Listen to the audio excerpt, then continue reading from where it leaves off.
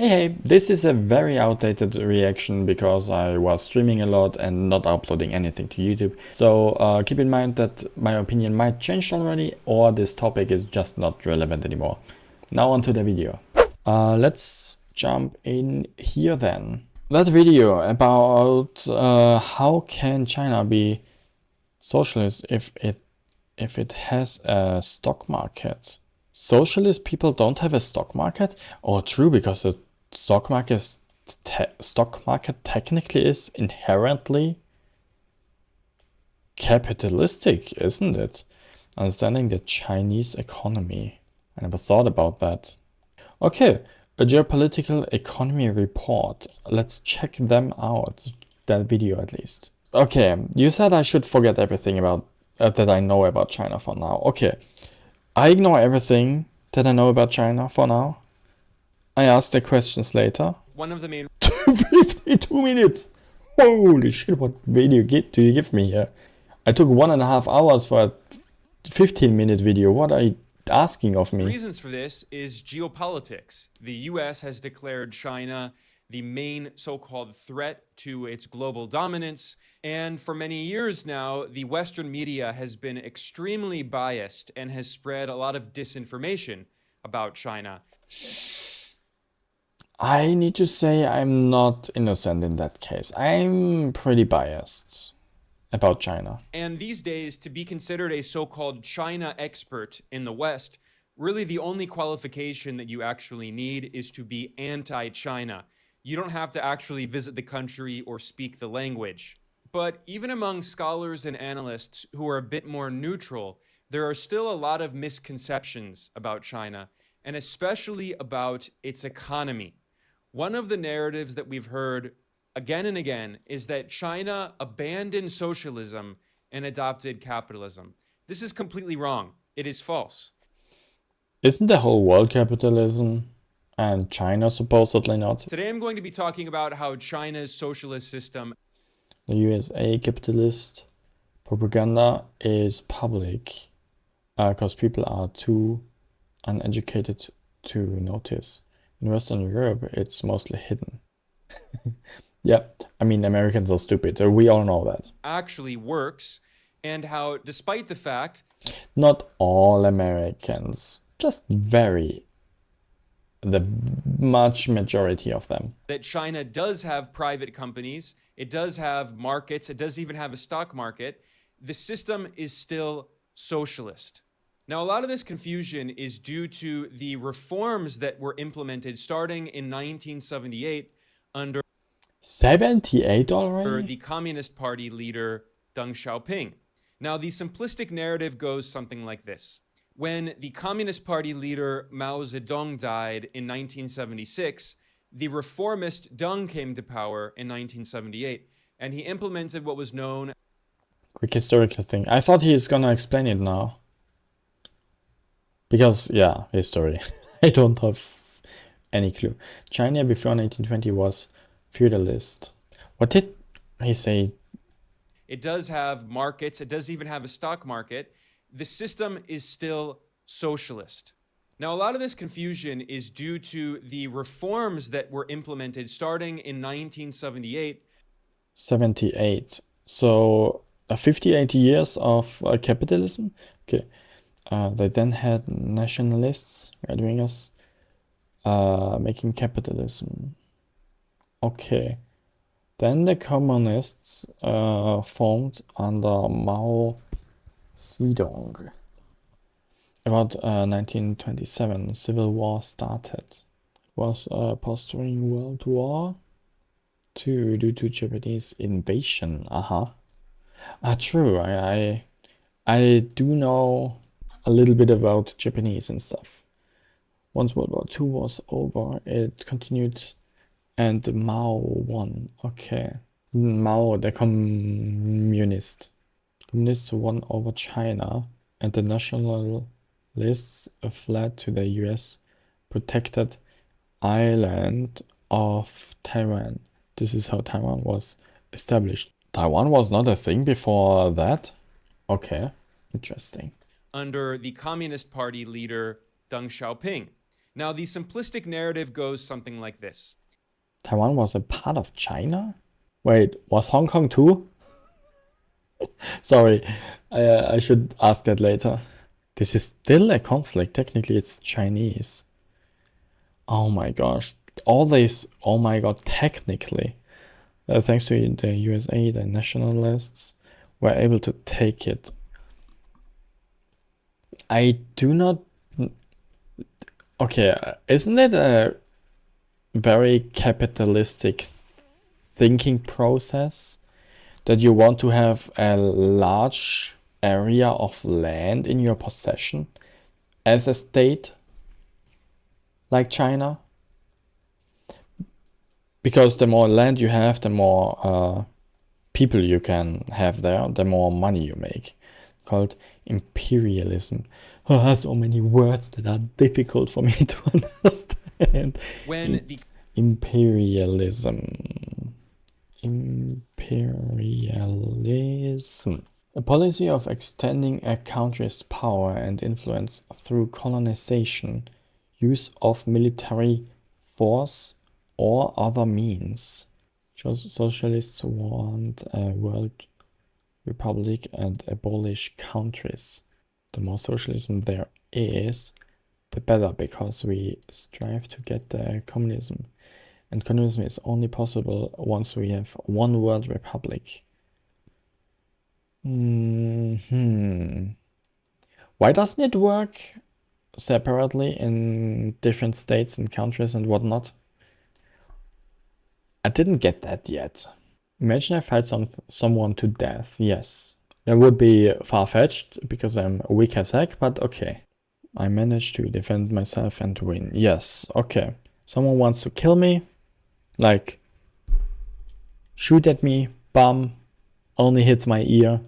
I shoot back, bam, okay, I don't have a weapon. I hit back, bam.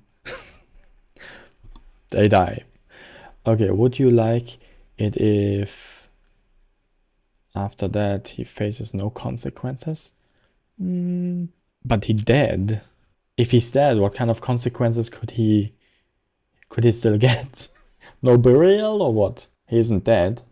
But I'm so strong. No. Okay. No. He probably needs punishment. Not this. Would I want him to get the same punishment as if he actually killed me? Probably not. That's too much. Or maybe it should be. Maybe attempted murder has to be treated the same as murder. But I don't know. He isn't. Nationalists ruled. They fought communism. Communists worked so fucking hard and won in the end even. Okay.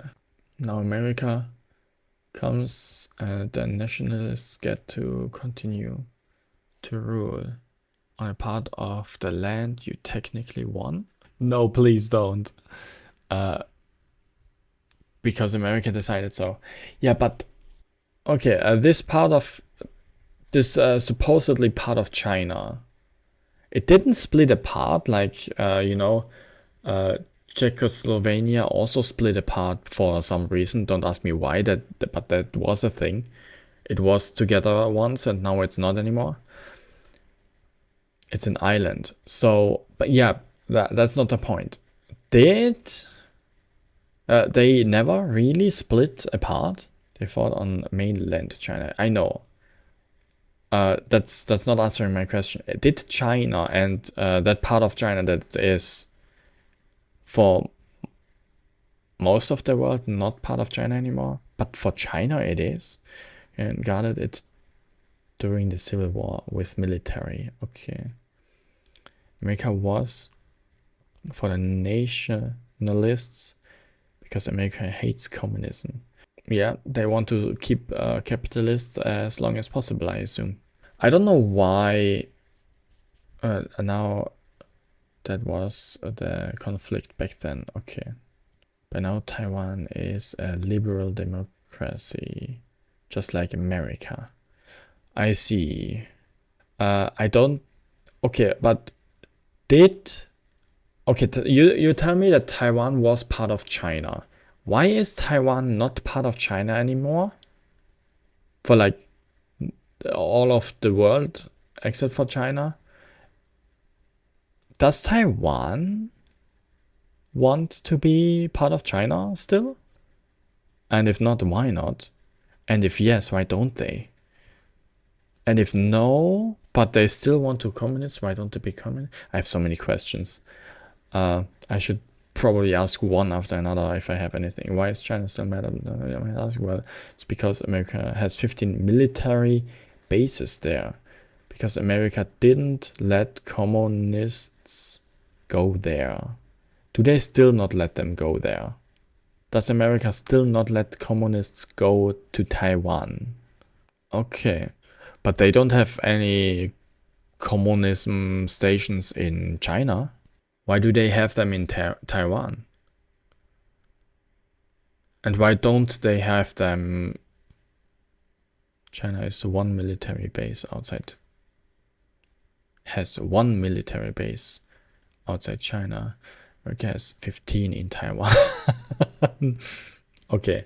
So Taiwan is technically, if I phrase that wrong, please correct me. But is Taiwan under control of America, and that is why they don't, and that is why they are not communist, or maybe even that is why not, or maybe even that is why they are not part of China.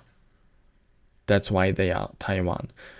America wants it to be because uses Taiwan to block China. The South China Sea. Okay. To weaken them economically. Okay, we have China here. South of China. That's Taiwan. Dude, Taiwan is tiny. Never realized. Do I understand? Honestly, not completely. But it's fine. Why do they? Okay. Dude, America is crazy. They have ships there just to block China's, I don't know, travel routes? America is crazy. What is his plan? Controlling an island just to keep one country down? How insane do you have to be to make that? It's the same with South Korea. I actually have no idea. Korea. Okay, they can keep two countries small or weak by controlling one island. That's a really smart move, but what the fuck is this? South Korea versus North Korea is just a proxy war of America versus China, or capitalism versus communism. China fought for North Korea, which is a horrible country. China sees a bigger threat from a bordering capitalist country than from North Korea. Let's stay at the topic with on China, okay? I still have 50 minutes ahead of me, I guess. The Vietnam War was the only one America lost. They should lose way more. That would be good. Always been proxy wars. Okay. Party leader Mao Zedong died in 1976. The reformist Deng came to power in 1978, and he implemented what was known as the Reform and Opening Up. And supposedly, this lifelong communist. Two small countries fight with different big countries backing them. Yeah, war is a very complicated thing. Ukraine versus Russia is smaller right now. Reform and Opening Up.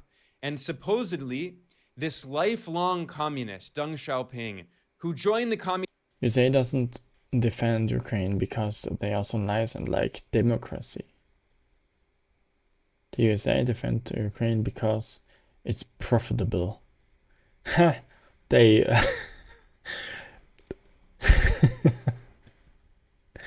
They support Ukraine. I mean, I guess they don't attack Ukraine. But they also, I guess it's only Trump who does a lot of stupid stuff. They defend Ukraine because it's profitable. Oh, I did hear about them. I am aware about 9/11. Guess how they got the power to do so. No idea. America? That doesn't bring it. That doesn't narrow it down at all, right? The USA gave them weapons to fight off the Soviets. Until Al-Qaeda shot at America as well. Okay, America, give us weapon. We fight for you. Some moments later, they fight against America. What is that? What the heck? I'm in Palestine right now. Israel is a puppet state of America. So Israel and that one island in front of China. There are few puppet states of America, I assume. Communist Party as a young man and spent his entire life building the Communist Party of China. For some reason, he just decided to abandon socialism and adopt capitalism. Of course, this is completely misleading. This is not what happened. Instead, Deng recognized that China was still very underdeveloped and needed to advance the productive forces and really industrialize. Because before the revolution in 1949, China was one of the poorest countries on earth. China had a life expectancy of just around 32, 33 years. What the heck? That's pretty young for humans, right? Don't they get like 80 usually? Even back then, in whenever that was, it's probably over 70. Israel let the Hezbollah from Livonia send weapons to Hamas to fight off the PLO, which was a socialist resistance organization against Israel to free Palestine. The people Israel fights right now while doing genocides are the people they supported being militarists to fight socialists. Basically, hey, the left wingers get power right now. Let's support the right extremists to weaken them. Okay, but not just for the sake of it. Just, oh, the lefts are big. Let's join the right. Oh, they fight the right extremists. Yeah, okay. Justifying genocides. Where are we? What kind of world are we on? That's communism, capitalism. Why does this fight against between those two systems take so fucking long? Can it not just change finally? Because before the revolution in 1949, China was one of the poorest countries on earth. But still, I'm surprised about that. China had 30 years. Life expectancy is twice this long, a life usually. expectancy of just around 32, 33 years. However, as of 2022, China's life expectancy has increased to 79 years, which is more than even in the United States. So China has made incredible progress in economic development. And this was based on the gains of the Mao era, in which China implemented the beginning of industrialization and comprehensive land reform and basic education. But by the 1970s, China was still very much behind. And Deng Xiaoping recognized that in order for China to catch up in industrial development, it needed to allow some market forces. Instead of planning the entire economy like the Soviet Union did, China will instead only plan parts of the economy, the most important strategic elements of the economy, which are known as the commanding heights. Oh my god, the wall of text, please. There are so many walls of text, it's crazy. So basically China just Non-public mixed ownership. State-run firms dominate. On top firms in China, but the private sector is growing. Non-public is the word for privatized. Oh, I didn't read the state-owned. Like, almost 70% of everything is still state-owned. What? China will instead only plan parts of the economy, the most important strategic elements of the economy, which are known as the commanding heights. But Deng was not arguing that socialism was a failure. On the contrary, he famously said, quote, "Since socialism is superior to capitalism, socialist countries should be able to develop their economies more rapidly than capitalist countries, improving their people's living standards gradually and becoming more powerful." Okay. That is socialism if everything's from the state, I guess. So basically Mao reigned for 30 years, but he couldn't really industrialize because the world was capitalist. So there's some other name implemented a little bit of a market to profit from the world's market while being socialist.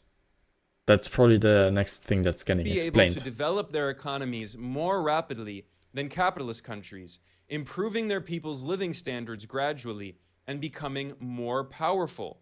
And he noted that Marxists have always held that socialism is superior to capitalism and that socialist countries should be able to develop their productive forces more rapidly than capitalist countries. And he criticized the Gang of Four for having an ultra-leftist view that was preventing China from further industrializing. So China did not abandon socialism. It's, of course, still today governed by the Communist Party. But China did pursue a different model from the model of the Soviet Union. In the USSR, the entire economy was planned by the state and publicly owned. Okay. China instead took a different approach, and China said that the most important elements of the economy, known as the commanding heights, should be owned by the state. Okay, what are the commanding heights? USSR, the entire economy was planned by the state and publicly owned. China instead took a different approach, and China said that the most important elements of the economy, known as the commanding heights. Banking, housing, energy, the most important. Okay. Is this all? Banking, housing, energy. What about eating, food stuff, etc.? Is this the stuff that was still active, active at COVID, like system relevant stuff? Is this something like this? Everything that is system relevant, it's owned by the state and everything else isn't? Should be owned by the state. And still today in China, they are. The banking sector, all of the major banks are owned by the state. All of the land is owned by the state and leased out. And no more private owning. That is what I know. About 1/3 of Chinese GDP comes from state-owned enterprises, and they are concentrated in the most important strategic elements of the economy, including finance, infrastructure, construction, metalworking, mining, and other natural resources, including telecommunications, including some very important strategic industrial sectors. These are all publicly owned parts of the economy that are run through state-owned enterprises, SOEs. And China has been remarkably successful. It is the world's largest economy, according to data from the International Monetary Fund, and it overtook the United States as the world's largest economy in 2017 when you measure GDP at purchasing power parity, which is the best way to act. China is rising fast. Look at that. People will tell you this is wrong. If you measure GDP in US dollars, the USA are still the biggest. It makes a difference in which currency I'm calculating stuff. Oh my gosh. But look at that. China's curve. Whoop. Okay, it's all, even if China is still lower a little bit, see that curve? That is only a matter of time when China is gonna pass the USA. This 17, 18, 19. I know where COVID was happening. In PPP, however, which is basically an imaginable currency that is about how much you can buy with your money. China is far above USA. Okay. Actually understand the size of an economy and not simply convert every Imaginable currency. You don't talk about like Bitcoin or something, right? You mean like a hypothetical stable currency that has the same value all the time. 40 trillion versus 30 trillion right now. everything to US dollars at market rates, which makes the US economy look bigger than it actually is. Moreover, China has lifted 800 million people out of poverty. This is the world's greatest poverty reduction campaign. Wow, if that number is true, that's huge. That's really good. Whoa. 800 million? How many people are... Okay. 8,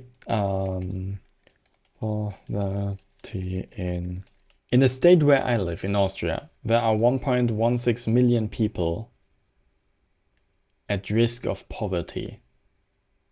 1.16 million. This is 800 times that amount almost. That's crazy.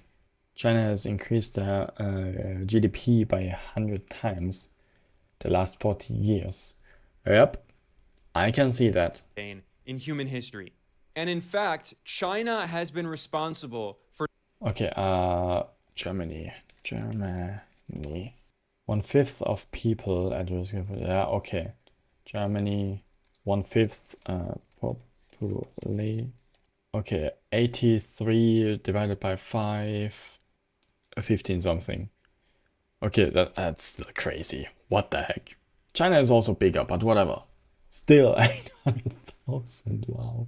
Germany increased it like 5 to 7 times, 100 times is insane. They succeeded the United States in 40 years when the states had a century more to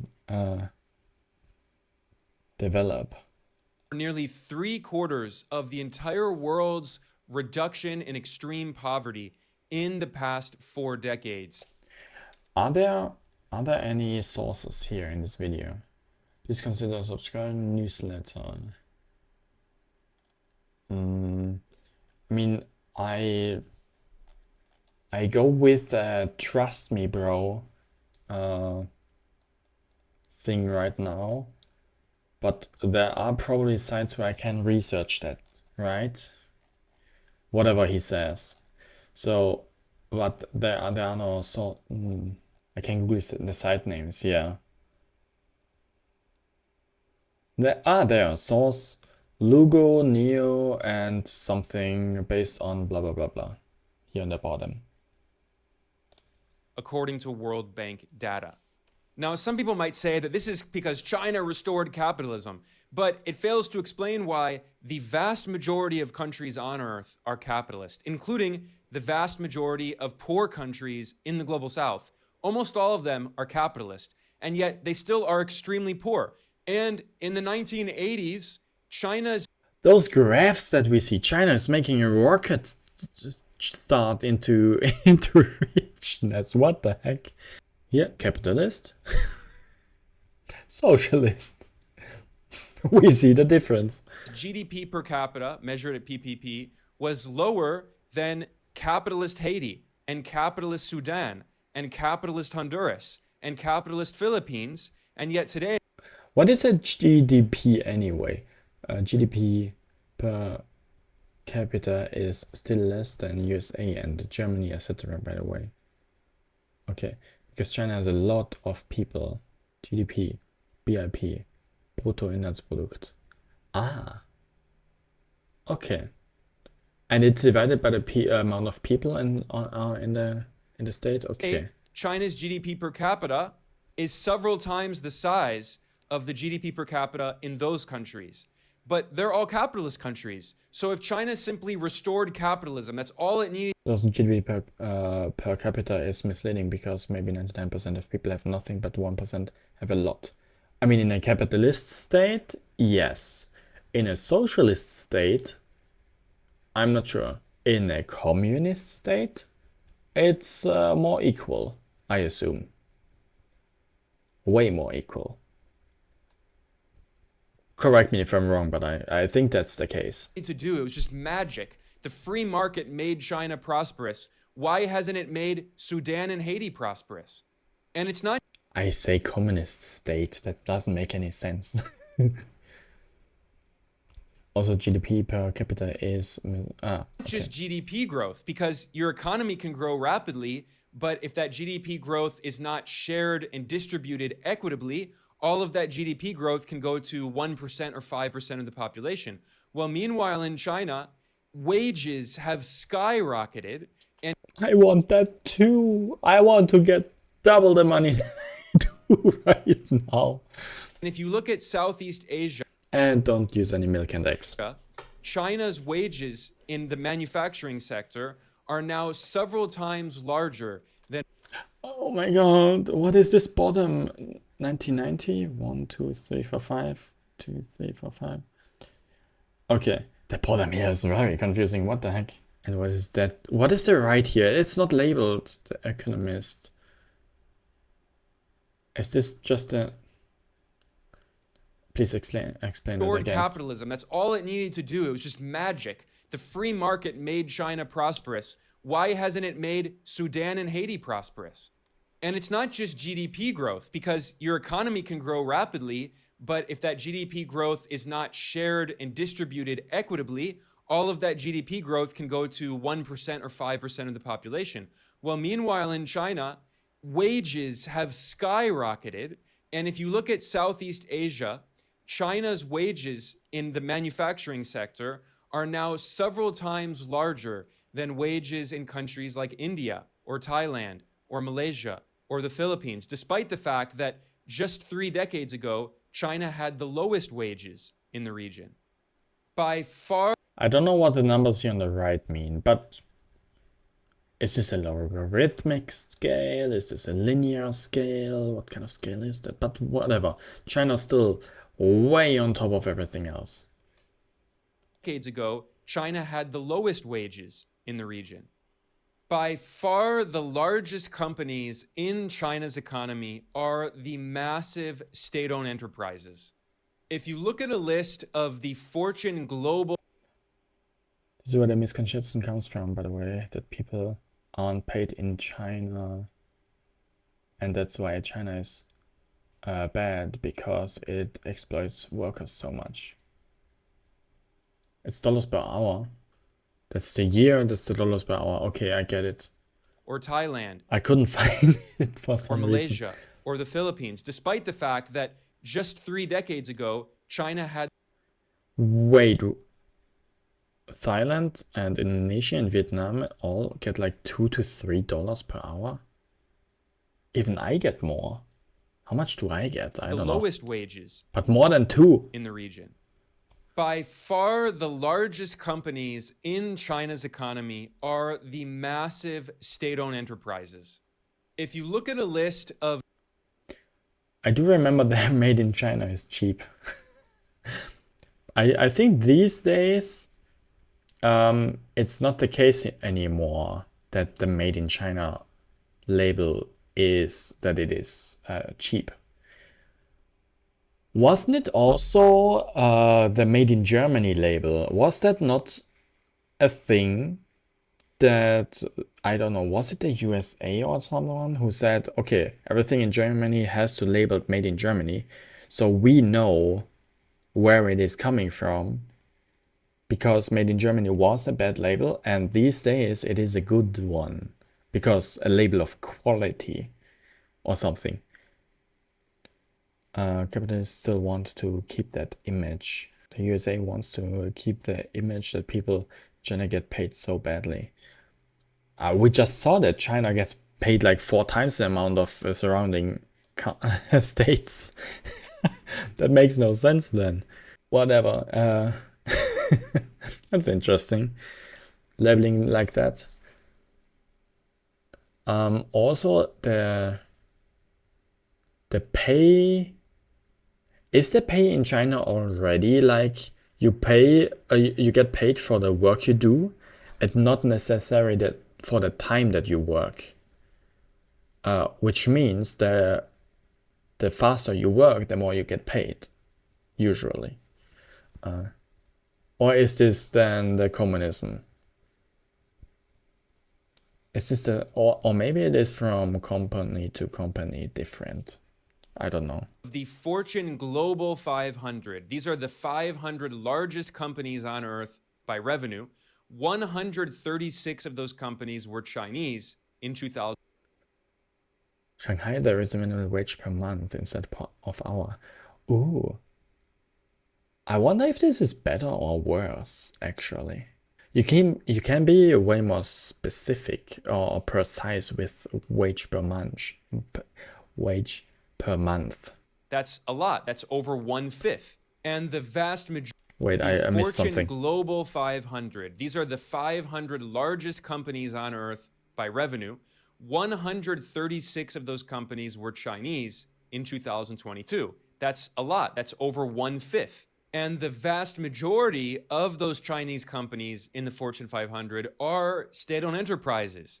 71% of the total number of Chinese companies on the Fortune 500 are SOEs. 78% of their total revenue comes from SOEs, and 84% of their assets belong to SOEs. Chinese companies by ownership. SOE? I need to understand that China uses socialism different. They really see it as a transfer from capitalism to communism. Slow steps. State-owned enterprises. Where's the last S coming from? And 84% of their assets belong to SOEs. Ah, plural. I'm stupid. So China is really going for the communist route, but they know they need to make small steps. Well, I guess the step into their socialism is already a big one. And where are those Chinese SOEs concentrated? In the commanding heights of the economy, which remain publicly owned, including financials, materials, energy, engineering and construction, industrials, even. Wait, okay, financials like the banks. Materials. What is materials? Probably something like minings, like oil, iron, other stuff that you can mine, I assume. Energy, like solar, wind, water. I don't know, does China have nuclear energy? I don't know. Engineering, industrials. Okay, there are quite a few. Motor vehicles and parts. Healthcare? A surprisingly low amount of healthcare here. Transportation, aerospace and defense, chemicals, technology, healthcare, telecommunications. These are some of the major sectors where massive state-owned enterprises still dominate in China's economy. And in fact, hawkish think tanks in Washington, D.C., they constantly criticize China's SOEs for supposedly being. They still do a lot of coal, but they're leading the world in solar/wind. Okay. Still dominate in China's economy. And in fact, hawkish think tanks in Washington, D.C., they constantly criticize China's SOEs for supposedly being unproductive and inefficient, because if you look at profit margins by country among the Fortune 500 companies, you can see that China is at the bottom of the list.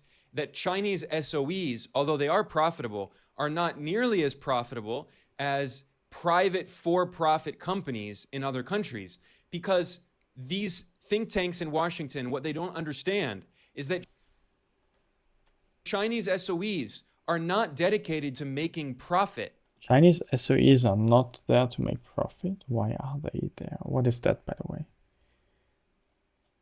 Okay, US, 40 Kiwi, Brazil. China 339 GW. 64% of unity. I can open this. Data includes solar. Okay. Solar project phases with capacity of 20 megawatts or more, and wind project phases with how many gigawatts each country makes from renewable. I'm actually a little bit surprised that the US is that high. Chile makes much more than the whole rest of the world together. Capital under control of China updated in June 2024, while other regions accurate of December 2023. Xi announced that by 2035 China will have 3,600 gigawatts. Do they even need that much? And they want to tenfold this amount still. True, they can export it. Selling energy, breaking the market, breaking the West by flooding the cheap energy. Oh my god. It's a win-win situation for everyone, except for the power-hungry, money-hungry, capitalist assholes on the top of our energy companies here on the rest of the world. That's crazy. High ambitions is good. I like that. Imagine 3,600 gigawatts block against the rest of the world. If this is everything of the world, China already doubles the rest of the world in renewable energy. Oh my gosh. If they tenfold that, I think China alone would be enough for Europe and Asia. If they tenfold, if they have the 3,600 gigawatts, okay, 2035, okay, maybe tenfolding, but still, if they make it cheap, that's great for everyone. As I said, except for the power-hungry, stupid capitalist guys. Fun fact, China, beginning of the year, made an artificial sun last for 1,000 seconds. They also lead the world in science. That's something I know. With a little artificial sun, you could make so much energy if you use it correct. And it's way better and stuff than nuclear energy. I mean, it is still nuclear fusion energy, but nuclear, what is the other word? Separation energy? No. Uranium and stuff. You're buying a Chinese electric car, not gonna lie. If I ever have a driver's license, which seems quite a far-fetched, I probably buy an electric car too, though I don't know which one yet. Yep, nuclear fusion would be perfect for us. I highly doubt that we ever gonna run out of whatever we fuse there. I think we fuse helium if I'm correct. Chinese e-cars are by far the cheapest, bro, and have the most power. Oh my gosh, they will flood us with energy and flood us with electrical cars. Perfect combination. The car can drive like 800 kilometers with 5-minute charging. You put tariffs on Chinese cars. How expensive will they be? If they are reasonably expensive, which I assume it's China, that is crazy. They really push for the socialist. They really push for it. The one I want is 28k right now. I was kind of guessing like 30k, maybe 40k. 28k is crazy. I mean, crazy cheap. For an electric car, 40 kilometer in 30-minute charging, and we have solar panels to charge it. Yep. And the energy from China. Oh, that's crazy. What the heck? China is really changing something. From everything I hear today, My opinion, I still have a few questions, but I'm gonna ask them later. That has nothing to do with that energy and socialist approach of China, I think. Well, I won't need their energy because we already get all the energy we need from our solar panels since we got them a bit ago. That's good. That's cool. I actually don't know where my energy is coming from. I do think I'm at yeah, I don't know, but I think it is also either water or solar. They are dedicated to serving the strategic interests of the Chinese people and help to maintain macroeconomic stability in China. That's why it's so laughable to see these charts published by Western think tankers who complain that the average profit margin of Chinese companies on the Fortune 500 is nearly twice the size of the profit margin of SOEs. Again, the point of SOEs is not to maximize profits. A major reason why there are so many misconceptions about the reform and opening up process initiated by Deng Xiaoping in China in 1978 I will never be able to remember any of their names, by the way. is Deng Xiao what? because so many foreigners have fixated on the statements of Deng Xiaoping but ignored other major Chinese leaders.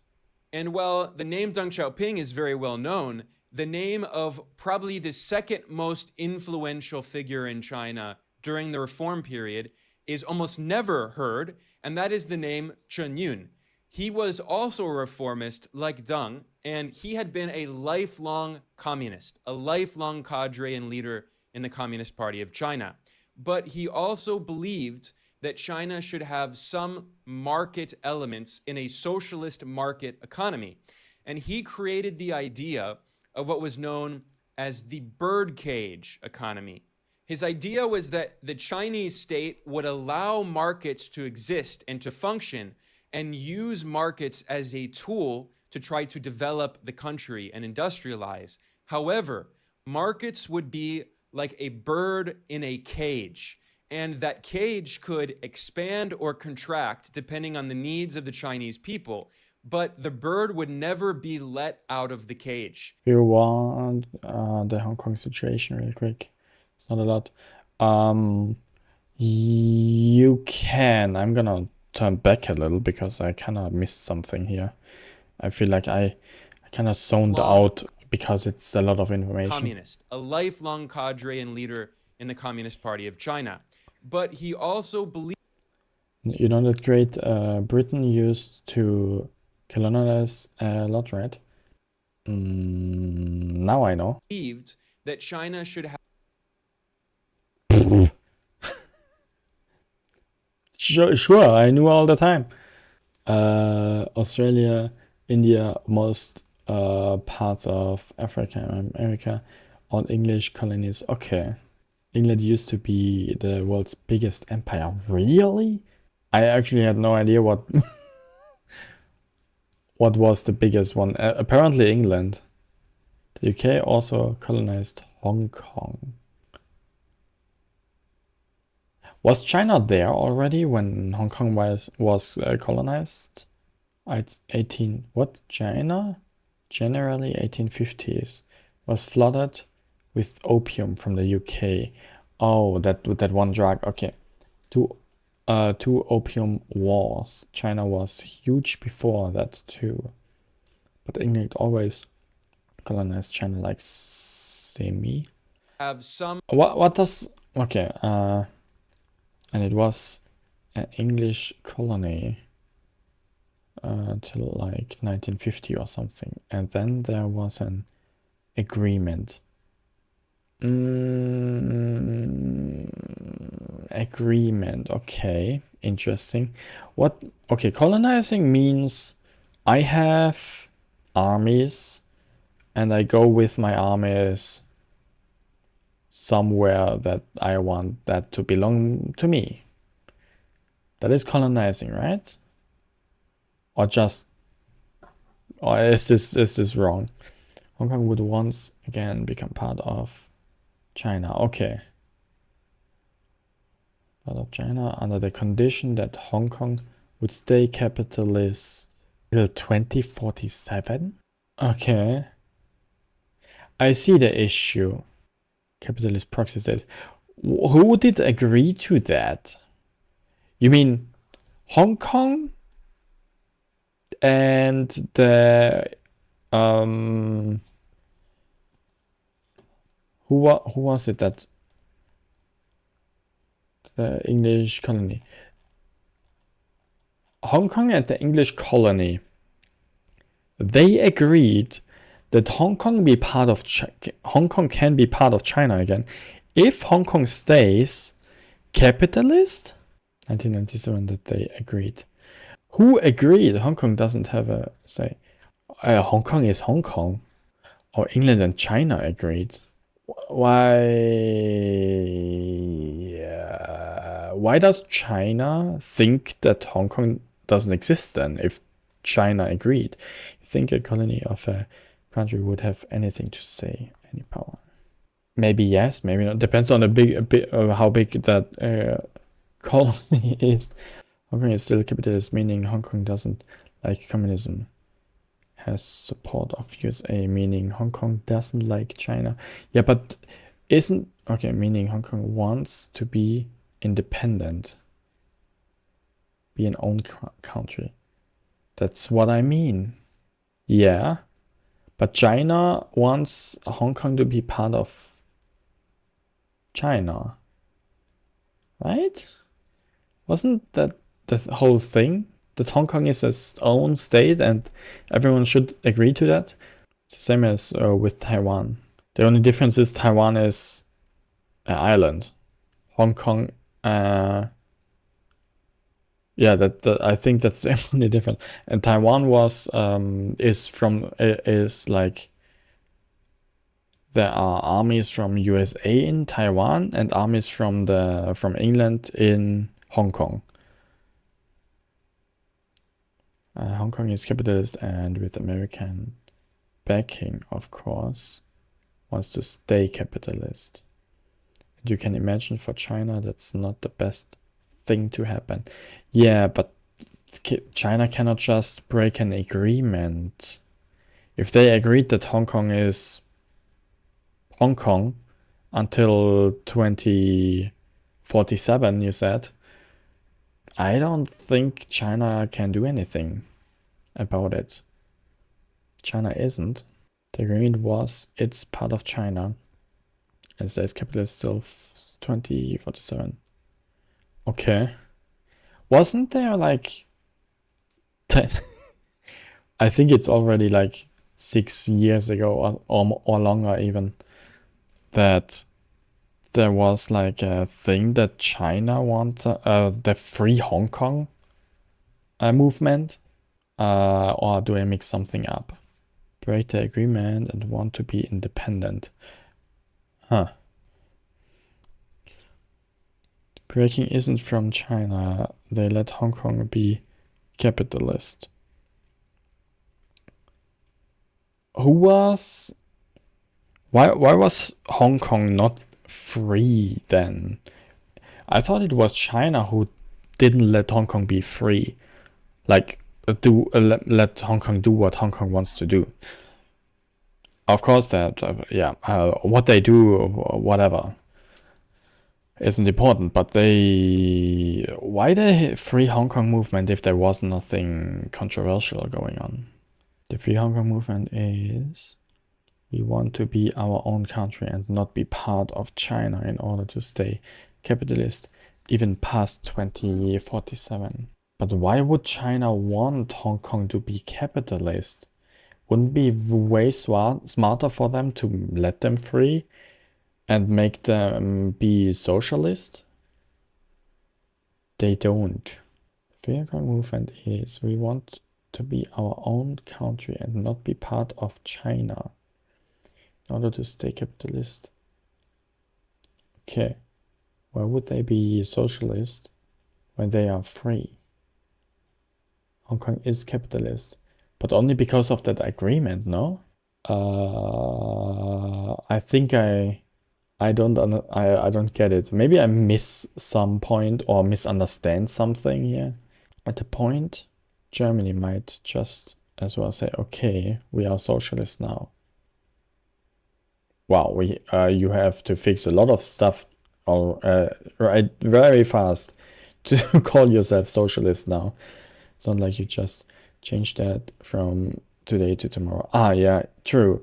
But if Hong Kong is free, let's just assume that. Don't they want Hong Kong is ruled by rich people? Yes. But there is this agreement that lasts until 2047. And because of that agreement, they said they will be capitalists still, right? So if they open this agreement, so it is not effective anymore, can they not change to be socialist? Same as any country in Western Europe. Hong Kong is ruled. Yeah, okay. Why would they? Because the same reasons China does it. It's good for the people. Also, no. Do I really miss some sort of information here? Or I'm just too naive, I don't know. Because China is the best country right now. The USA will turn socialists. People have no say in a fucking capitalist state. They are propagandized by the rich and America. Yeah, they are. I mean, Taiwan is probably influenced by America. Hong Kong is influenced by England, you know, to like capitalists. Yeah, and America and everyone. That's like as if 90% of Germans now agreed we want to be socialist. Yeah, I see. But okay, if that agreement that Hong Kong stays capitalist until 2047 persists, they will be capitalist until 2047. If that agreement falls apart or gets opened or whatever, how you want to call it, there is not this agreement anymore. They can start working on becoming better from now on, and not only from the point in like 20 years or longer. Am I too naive to think that, or do I do I understand something wrong? There is no reason they would. Why the Free Hong Kong movement then? Why does Hong Kong want to be free from that agreement if that is not the goal? Hong Kong has the same situation as us. They want to stay capitalist. And they still are. For at least the next 20 years. Oh, they want to not turn socialist in 2047. Oh my god. Okay. What the? Why did it take me so long? Stop writing in caps, I understand now. I thought it was the other way around. I thought they want to... okay, but that makes sense. China turns socialist, Hong Kong doesn't want that, so they step out of that. Oh my fucking god. Okay, it took me too long, sorry. So, education in Hong Kong would be very good. Huh. Why was the Free Hong Kong movement so big then? Just because everyone thought China is doing a bad thing? Or what? Propaganda is so stupid, so powerful and so stupid. It's supposed by supported by the whole West. Okay, the whole West being capitalist. I see. Evil China socialism. Yeah, socialism. Wow, that's a bad thing. Wink. Well, back then I didn't know anything about politics. Now that I know a few more words than I knew back then, I know that it wasn't probably not the best thing to do. Maybe I should start playing Overwatch again. Okay, let's continue here. Market elements in a socialist market economy. I think I understand it so far. Thank you for clarifying the Hong Kong situation. To make your opinion of this guy is good and this guy is bad just by official Western media. Media is always supportive of the current system. Yeah, 99.9% of the time that's true. economy. And he created the idea of what was known as the birdcage economy. His idea was that the Chinese state would allow markets to exist and to function and use markets as a tool to try to develop the country and industrialize. However, markets would be like a bird in a cage, and that cage could expand or contract depending on the needs of the Chinese people, but the bird would never be let out of the cage. This was referred to as the birdcage economy, and still today, this is how the Communist Party of China thinks about markets. This is a funny thing with stocks. I still don't know how stocks work at all. The World Bank published a study But let's see. in 2019 that tried to answer this question: how much do state-owned enterprises contribute to China's GDP and employment? So, according from the birdcage analogy, is there not a single company that is inside of China and outside of China? And it noted that in 1998, the World Bank broke down China's GDP into three segments. 37% came from the state, 12% came from collectives, and 45% came from the private sector, including rural households. Those are not big companies, those are just small farmers largely. More recently, economists estimated that as of 2015, SOEs made up around 39% of China's GDP. And as of 2017, the World Bank estimated that SOEs made up invests in Chinese stocks, then the government says to the company he bought the stocks from, can you get profit max now? The company says, okay. The company shrinks and the Western investor notices, hey, my stocks are losing value. How can you let that happen? Well, that's the risk of investing in stuff, I guess. It's not better than gambling, isn't it? Except for usually, in a capitalist society, companies usually grow in value. If you ever wanna gift China money, invest in their stocks. Okay. 23 to 28% of China's GDP, including 39% of industrial assets, 23% of industrial sales, and 18% of industrial employment. So SOEs make up at least 1/4 of the Chinese economy, although this is probably a conservative estimate, partially because sometimes it's difficult to measure what is a private company and what is a public company in China, given that just because the state isn't the majority shareholder in a company, the state also often has what's known as a golden share. So it might only have a minority stake, but the state has important veto power over decisions made by the company. So some economists have made estimates that are even higher than 1/4. I think a lot of economists would agree that roughly 1/3 of Chinese GDP comes from SOEs. But it's not just about the number, the percentage. More specifically, it's about what sectors of the economy are the SOEs concentrated in. And they are the commanding heights, the most important strategic sectors. And in recent years, in fact, SOEs have been... I do slowly understand that, yes. It's a very bold move from them to do that, and obviously it works. Look at the numbers of how good they have it.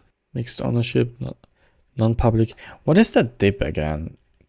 Oh my gosh, December 19. Okay, 19, 20, 21. Ah, that was Corona again. Gaining more influence in the Chinese economy. Now, previously we looked at the data from the Fortune 500. If you simply look at the share of China's top companies in the private sector continue to steadily decline in 2023. When did they start with the socialist approach? They started like a long time ago already, right? Like not only a month, years. Is it a decade already? Top 100 listed I still have a video about a person living in China showing us her life and how much it costs. I'd be mind blown. Since Mao won. Ah, true, Mao, that guy. I do remember that name because he mentioned it like 50 times. firms as companies in China by ownership. And if you look at it by market capitalization, you can see that from 2010, private companies increased from about 10% of the total to about 50% of the total. But this is not GDP. This is only the market capitalization of the top 100 listed firms. That is stock market value. And since 2020, that figure has been declining and SOE's share has been increasing. And there's an important detail about this chart that you should keep in mind. It doesn't refer to private companies, it refers to non-public economies. And this is based on what the Communist Party itself in China says. This is the language that it uses. It doesn't say private and public economy. It says the public economy and the non-public economy, which clearly reflects the socialist orientation of the Chinese leadership. Deng Xiaoping never said that China was capitalist. In fact, he said that China's system was what he referred to as socialism with Chinese characteristics. He argued that each country has its own unique material conditions, and it should not simply borrow the model of another country like the Soviet Union, for instance. Instead, it should try to experiment and be pragmatic and see what policies work best given a country like China, for instance, which was still very agrarian, with most of the population living in the countryside, and still did not have significantly developed industrial manufacturing production capability. What is he explaining right now? How the construction and society itself was developed while being already in a socialist society, or what? The thing is, capitalists often use China's growth and say, look, they grow so much because they implemented capitalism. What? But you need to understand that privatization in China is completely under government control. Yes, that's true. That I understand that the government owns the private stuff. So technically the government is a private thing. But everyone benefits from that stuff. I need to go back a little bit. Borrow the model of another country like the Soviet Union, for instance. Instead, it should try to experiment and be pragmatic and see what policies work best given a country like China, for instance, which was still very agrarian, with most of the population living in the countryside, and still did not have significantly developed industrial manufacturing production capabilities. I mean, agrarian, what can you do there? Big machines harvesting stuff, I guess. One big machine could do probably the work of 50 people in the agrarian sector. The government allows private companies, but they control them, so things like corruption and stuff, like the negative things about capitalism don't happen. Yeah, I guess they cannot prevent corruption like 100% of the time, but it is definitely a big step, a big hurdle for people to try to be corrupt if the government is actually knowing them. 95% probably. This was later updated in 1992 under the Communist Party leader Jiang Zemin, who announced that China had created what he referred to as a socialist market economy. This is the term that the Communist Party still uses today, noting that China is committed to building a high-level socialist market economy, laying the foundation for high-quality development. That's their words. Now, Xi, the current president, did a lot of anti-corruption campaigns. Ooh, cool. I want one of those campaigns where we are. some analysts who know about Chinese history might know that in the 1990s, there was partial privatization of some of the state-owned enterprises in China. And this is taken as evidence that China adopted capitalism. But again, this is very misleading because it is true that China privatized some small SOEs, but at the same time, China consolidated state control over the largest strategic SOEs as part of a policy implemented under Jiang Zemin, which was known as grasp the large, let go of the small. So what were the large? The large were the major SOEs in the commanding heights of the economy in things like banking, finance, infrastructure, construction, metalworking, mining, energy, telecommunications. All of those SOEs remained in state control. However, some unprofitable. So at this point, China is probably the best example for dictatorship not always being bad. China is a dictatorship? The Communist Party rules since 1949. That makes China a dictatorship? Well, kind of, I guess. You could see the Communist Party as parliament. I don't know. It's a one-party system. There are no more parties than that one party? No competition? Isn't that like a thing? Monopoly? That's probably the wrong word to use in this context. SOEs in less strategic parts of the economy were privatized. In some low-level manufacturing for consumer goods that were not seen as strategically important. Competition we already debunked. I don't think people would vote. Okay. If China... Okay, you don't answer my question. Is China a dictatorship? Or are they actually a democracy or some other kind of system that they are? I mean, being socialist does not necessarily mean that they know democracy. No. Can a democracy not be socialist? What are they then? Cannot, because socialism is one thing. I mean, if that's difficult. I see. Socialism is just that the state owns a lot of stuff and makes everything, controls a lot of stuff, and so internal conflicts may only make stuff worse. Might cause civil war again. I'm not the biggest fan of an idea that of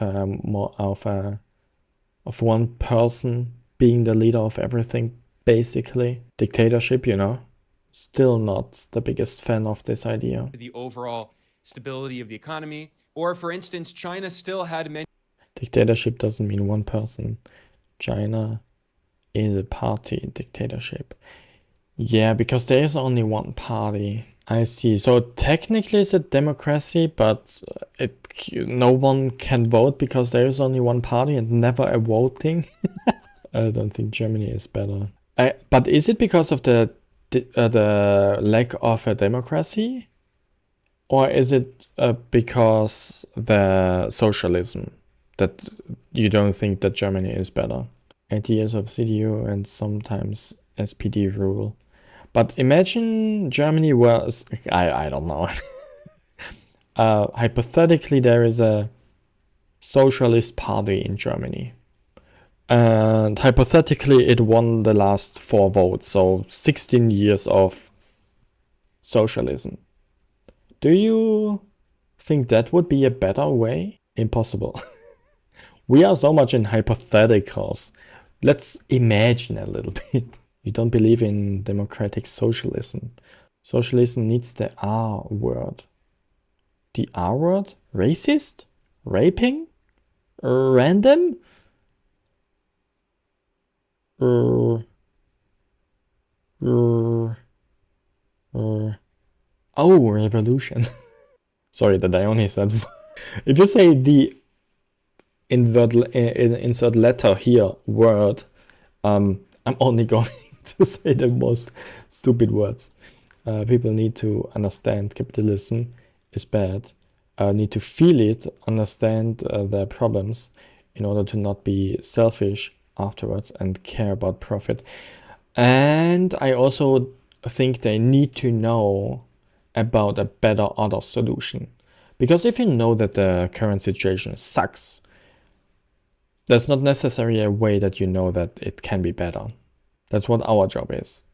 You put so much pressure on me. SOEs in hotels and restaurants. Those are obviously not important strategically for China's macroeconomic conditions.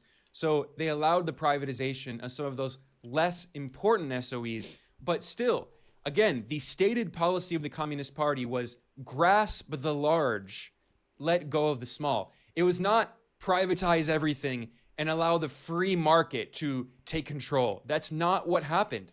China's SOEs were explained very well in a report by a Princeton University researcher, Kyle Chan, who does very good research on China's industrial policy.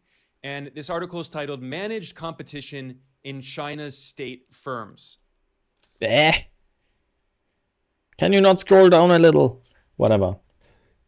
We need to educate and organize. Yep. I'm gonna open my sixth YouTube account where I only post like 2 videos a year where I talk about politics. No, I'm not gonna. It's not that I don't understand you with the dictator meh, feeling in your belly, but when you look at the numbers and the facts, it's just false.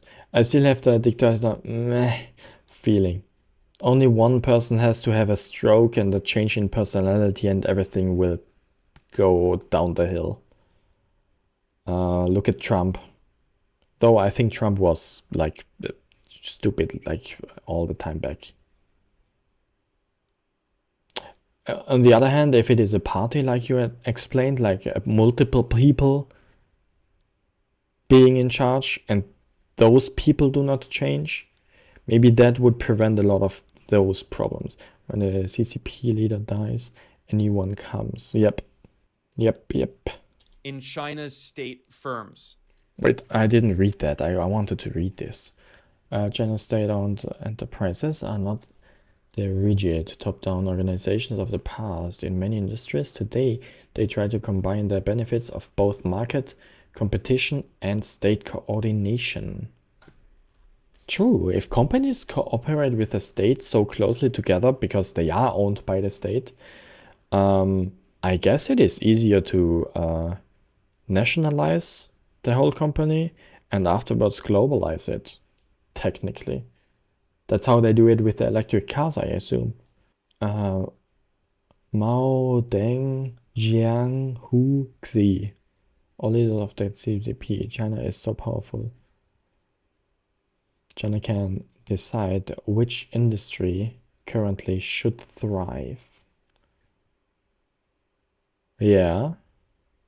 And I think with electricity, they drive a really powerful horse. He noted that the point of Chinese SOEs is not to maximize profits. Do they investigate in education too? I hope that's not too short. I mean, who am I to say that? Who am I to say that? Like private firms, but to support the broader economy as well as China's national interests.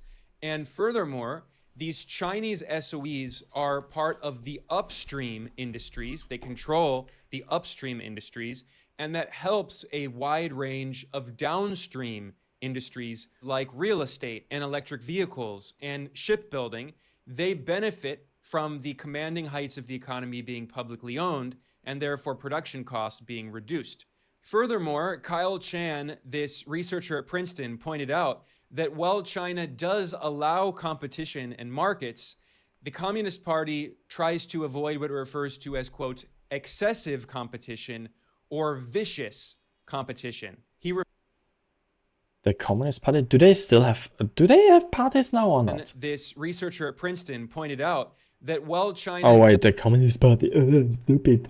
If I could bonk myself, I would. ...does allow competition and markets, the Communist Party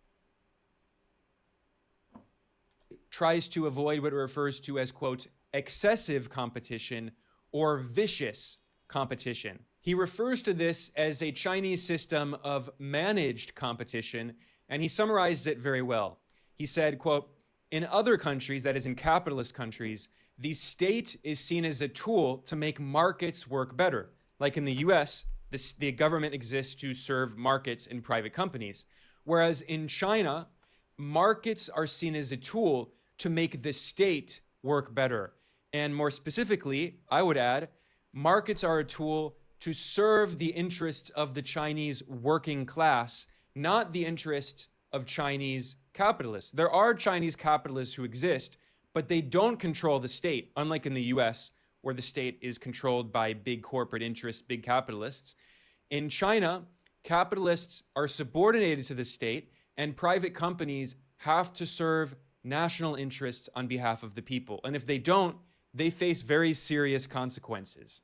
The Western media has published article after article crying over the poor billionaires in China that are supposedly being so mistreated.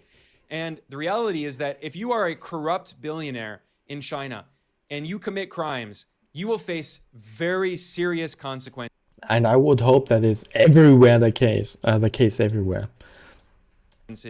Up to and including capital punishment or imprisonment for decades or losing all of your wealth being confiscated by the state. If you're a fucking billionaire and you're still corrupt to the point that your employees don't get even the minimum wage, yep, decades imprisonment is probably okay. Unlike in the US, where billionaires commit crimes all the time and then they bribe politicians to... Yeah, because the politicians are also fucking corrupt. To give them more... That's why politicians don't get in jail, because they also have, they get so much money from bribe money because people are corrupt. So politicians are rich, so they can bribe even more. So they don't. Donald Trump is both corrupt and rich, and a politician. Donald Trump is... He's Donald Trump. There should be a noun like trumping. I think trumping even already is a noun. Not a noun, an adjective, whatever. Capitalists exploit child rapist and politician. Capitalists exploit child rapist, politician, corrupt asshole, corrupt. I don't have a good word for him. Sorry. More and more government contracts. Not even as a joke. There have been many reports in recent years complaining that billionaires in China are losing billions of dollars in wealth. So I've explained how China's socialist system works and how China's state-owned enterprises provide the base upon which the superstructure of the rest of the economy is built. So now I want to talk about how China's stock market works, because this is something that also is confusing to people who say, how can China be socialist if it has stock markets? Is this useful to me? Because I don't even know how the normal stock market works. I know people shove money into companies and then they get more money out of it sometimes and sometimes not. But I don't know how that works. Well, the easiest way to answer that question is simply to look at the most important Chinese stock market index, the CSI. Stock equals share of a company. People buy that share and on a part of the company then. Yep, I think we talked about this where you told me the Lion's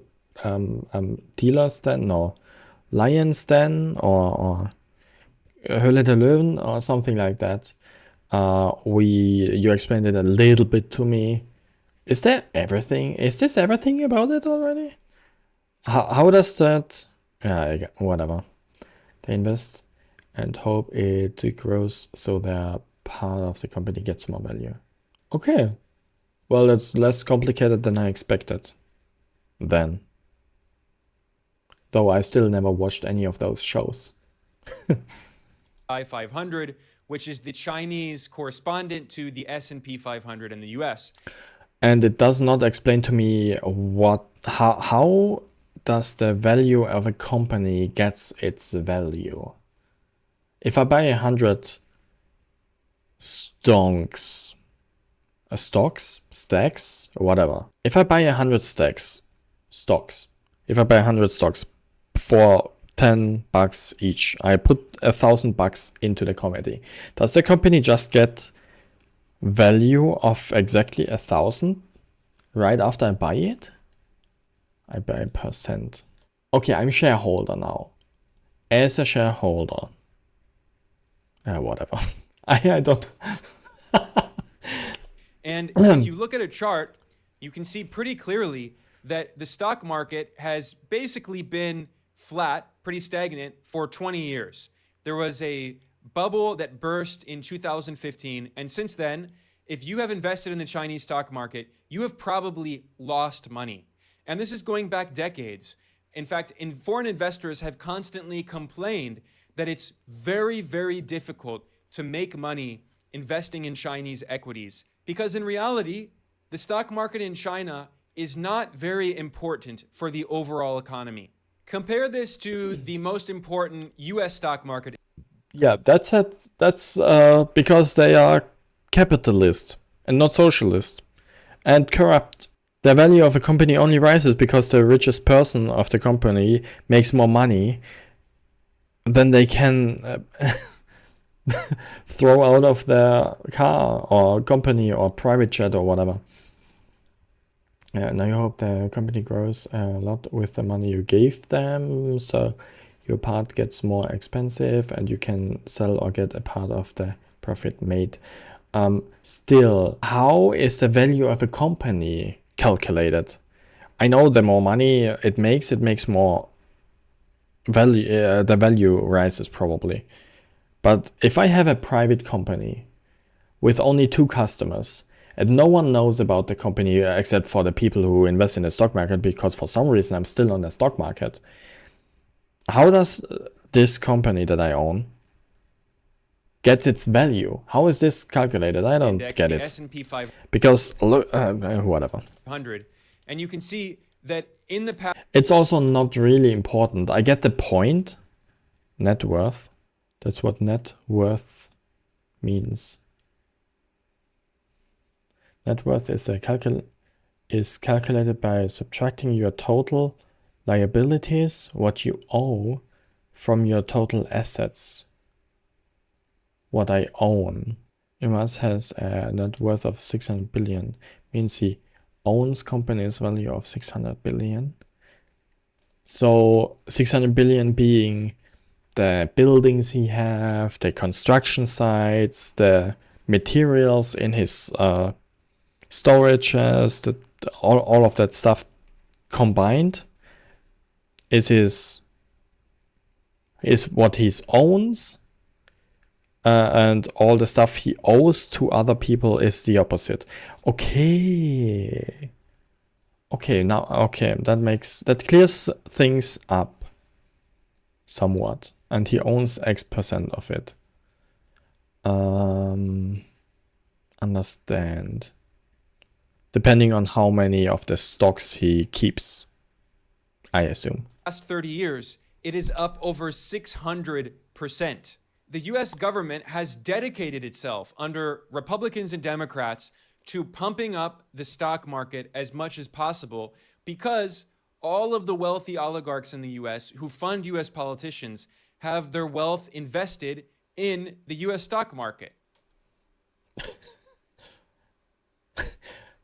Nasdaq Composite. It's even more striking if you look at the NASDAQ, another very important US stock market index, which is more heavily weighted toward the tech industry.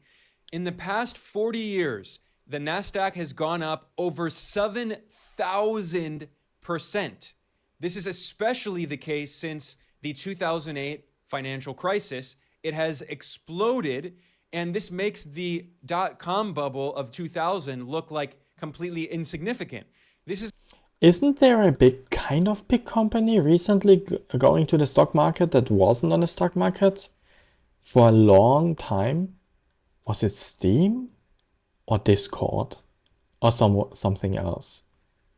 Now I just need to know where they are and how much of a capitalist society this is. Then I know if investing there is a long-term good thing or not. for my personal wealth. Rich people don't have income, they have net worth. Okay. This is also why Einkommensteuer is useless if you wanted to somehow reform capitalism to be more fair. Yeah, I think Einkommensteuer, income taxes are painful. I think the taxes on, let's call it net worth, taxes on things you own, so taxes on net worth, would be way more useful. I think it's Vermögenssteuer in German. I think that would be way better. Taxes should be abolished. I think Vermögenssteuer is fine. So you can generally. With taxes, things get paid that, okay. In an ideal world, yes, taxes are useless and should be abolished like altogether. Does China still have taxes though? Showing capitalism is a way to keep it alive longer. China still has taxes, okay. You're not sure, you assume so. I think Vermögenssteuer, so you pay taxes of the things you own. You own, for example, a house worth 500,000 bucks. You own this, and then you pay taxes on them, on this. Let's say everything below $1 million you don't pay anything, but everything, if you have more net worth than $1 million, you pay 0.0% of everything. That's nothing, but it is a lot for, it sums up for the state or whatever. Why would you tax the rich when you can abolish the possibility to become rich? Exactly. Again, that's how it is right now. They prevent people to become rich. Fair reform of capitalism only keeps capitalism alive longer. There is some truth in that. How much the US economy has financialized, because for mainstream economists in the US who help to run US government policy, they consider this. I mean, I think Switzerland has Vermögenssteuer, as far as I know. They still have the income tax, Einkommensteuer, income tax, but they also have. That's why I won't vote anymore. Ugh. Yeah, you can only vote bad things, I assume. Stock market's health to be equivalent to the health of the US economy. For them, the stock market and the economy are the same exact thing. But look at China's main stock market index, the CSI 500. It has been basically flat now for 2 decades. Compare the growth or lack thereof in the Chinese stock market to Chinese GDP, PPP. It has increased by 100 times. Purchasing power party, billions of international dollars. 10,000 billion? 20,000 billion, 30,000 billion. Those numbers are huge. That's this imagined currency. Ah, okay, PPP. In the past 40 years. As of 2024, according to the IMF, China's GDP PPP was $35.3 trillion. Back in 1980, China's GDP was $302 billion. That is an increase of 100 times in 40 years. So here you can clearly see that in China, the stock market is not considered the same thing as the economy like it is in the US. And although there are 3 stock exchanges in mainland China, in Shanghai, which was opened in 1990, in Shenzhen, which was also opened in 1990, and in Beijing, which was opened more recently, the reality is that those stock markets are not very important for Chinese companies. So if it is for the net worth, if the stock market value of a company is created by the net worth of a company, does why do Chinese companies do not rise in value then? They still want to produce faster and stuff to get more electric cars out there and stuff. So why is all the extra money, is all the extra money that is not increasing the value of the company flowing into the workers' pockets, or where is the money going? The government controls the net worth and where it goes if they want. Okay, so all the extra money is going to the government. Better living conditions and economy control. Is that not... Okay, let's assume that China doesn't have taxes. And we are still not sure if that is the case or not. But imagining that, wouldn't that be a workaround? Like, get rid of taxes, but take in all the extra money to pay things that would otherwise be paid with taxes? Yeah, it is. If China has taxes, they will be minimal. Okay. I guess it's way simpler. Instead of taxing the people directly, just take it from the companies that you already own anyway, as a state. Because they don't really raise much capital on the stock exchanges. Instead, they get capital from the state-owned banks. The 4 largest banks on earth by assets are Chinese state-owned banks. Together, they have roughly $20 trillion of assets. And these banks are what oversee lending to private companies. In the US, if a private company wants to make investments and expand production, they borrow on Wall Street. They use capital markets. In China, if a private company wants to make investments, they borrow from the state-owned banks. So even if a company is not officially a state-owned bank, even if it's private, it's still ultimately the state, through the state-owned banks, that decides where credit is going to be directed. So this is another way in which China's socialist system can help. At most lists of top something that does something good, China's multiple top spots. To guide the economy in strategic directions. And this means That's not wrong, but it's kind of funny. that the Chinese state-owned banks can discourage speculation and investments in creating financial bubbles. In the US economy, many big companies often don't even invest in Funny in a weird way, because if you say top, most lists of top something that does something in China has multiple top spots, it's kind of funny because it's true, and because the West portrays China in kind of a bad light all the time. And slowly, while watching this video, I start to not understand where this bad light is coming from, except from, yeah, capitalists, let's make more money, woo! What?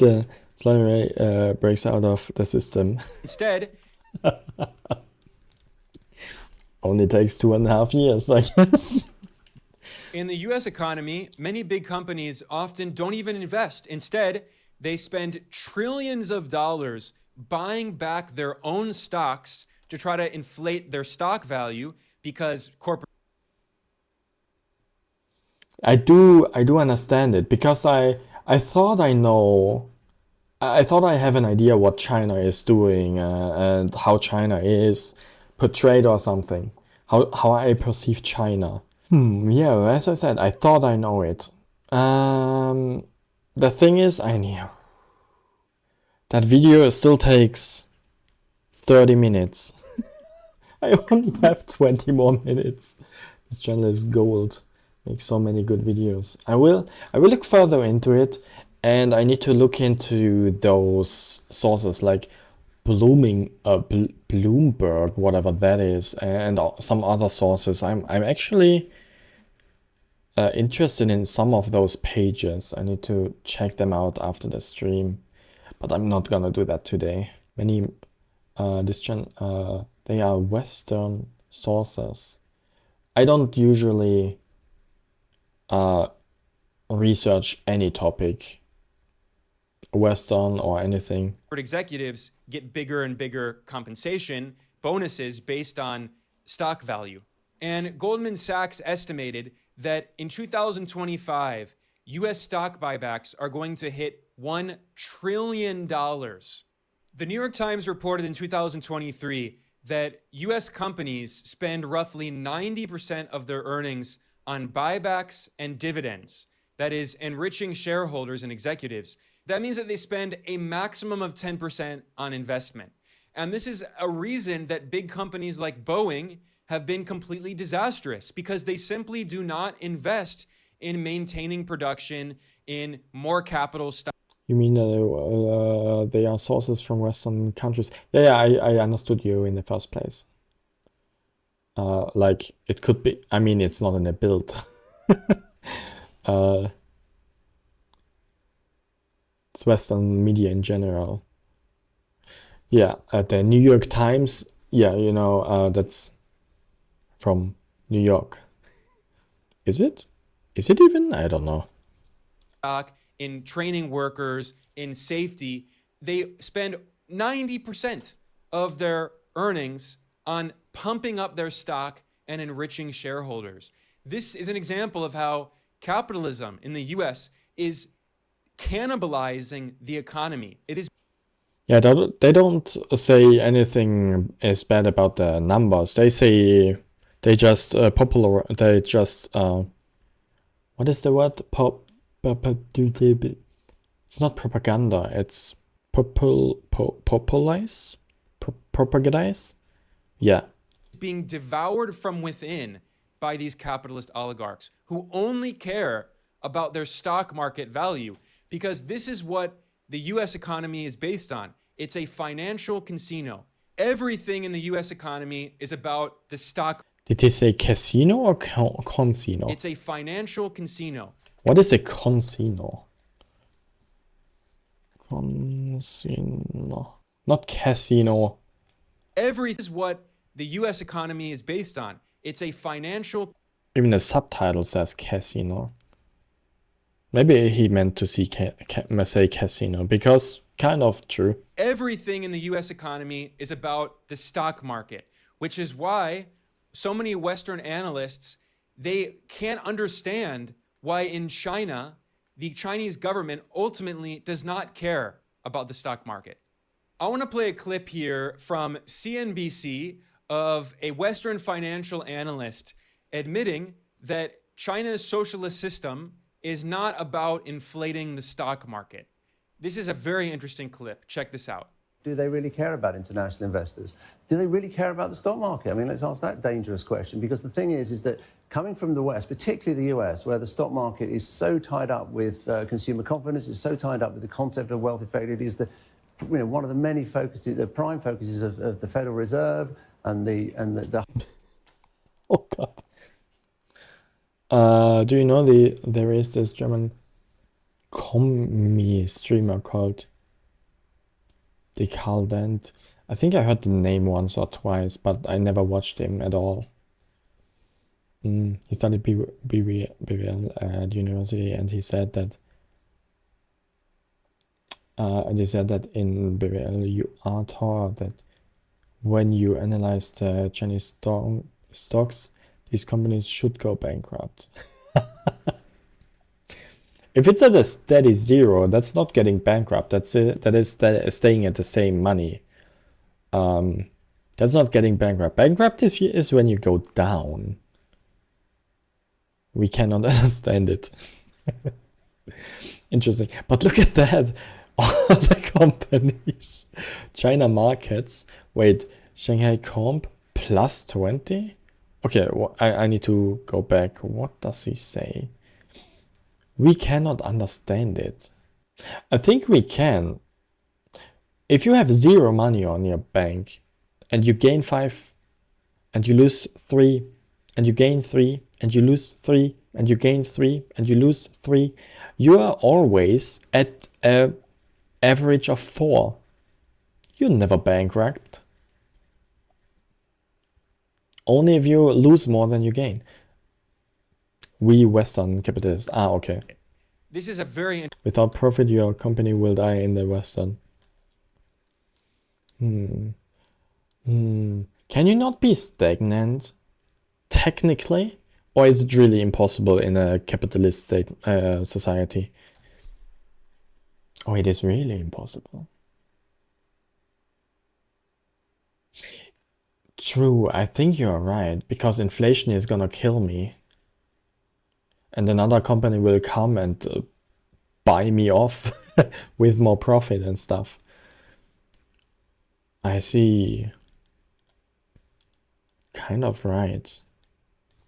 interesting. Okay, let's hear this. Check out. Let's Do they check really this care out. about international investors? Do they really care about the stock market? I mean, let's ask that dangerous question, because the thing is that coming from the West, particularly the US, where the stock market is so tied up with consumer confidence, it's so tied up with the concept of wealth effect, it is one of the many focuses, the prime focuses of the Federal Reserve and the whole of the sort of system, if you like. In China, companies don't need capital. What is this on the bottom? I don't get it. March, April, May, June, July, August, September, October, November, December, January, February. Okay, I'm so sorry. I don't look at graphs that many times, that often. System, if you like. In China, companies don't need capital. They're getting their capital from cash flows. They're getting their capital, from the sort of the private side. So the stock market doesn't provide the same sort of service in China that it does. Now, it will do. I think the key here is it will do. The people.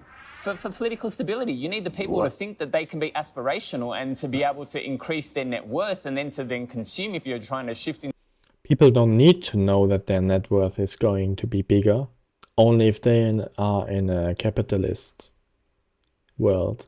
a consumer-driven economy. You need there to be an acceleration of equity markets. You need property values to increase. It doesn't have to be exponential and, up and to the right. But don't you need that to happen? And that international investment helps that along. Well, I think this is the central dilemma, is that the West basically has spent years assuming that China was just another emerging market and it was going to do exactly the same and it was going to drive everything with lots of borrowing and lots of leverage and the sort of the Wall Street and the, if you like, the Washington Consensus. What Xi told us 2 years ago was that's not what they're going to do. They're not going to privatize and create a whole lot of monopolies which will allow massive rent extraction and very attractive profitability for corporates that we can all invest in. With people he means capitalists, but he says people to make the normal person think he can get rich.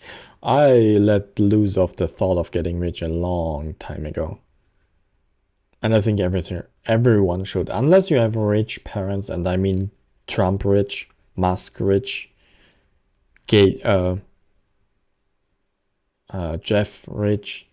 Yeah, unless you have rich parents like that, you're not gonna get rich. You need to be born in the class of the bourgeoisie. Yeah. Class ascension is near impossible. Indeed, 0.000% of people maybe can do that. And 90%, okay, even if you win the lottery, the biggest win you can imaginally get, let's say 100 million, you're not the rich one. You are at best middle class, if middle class even still exists.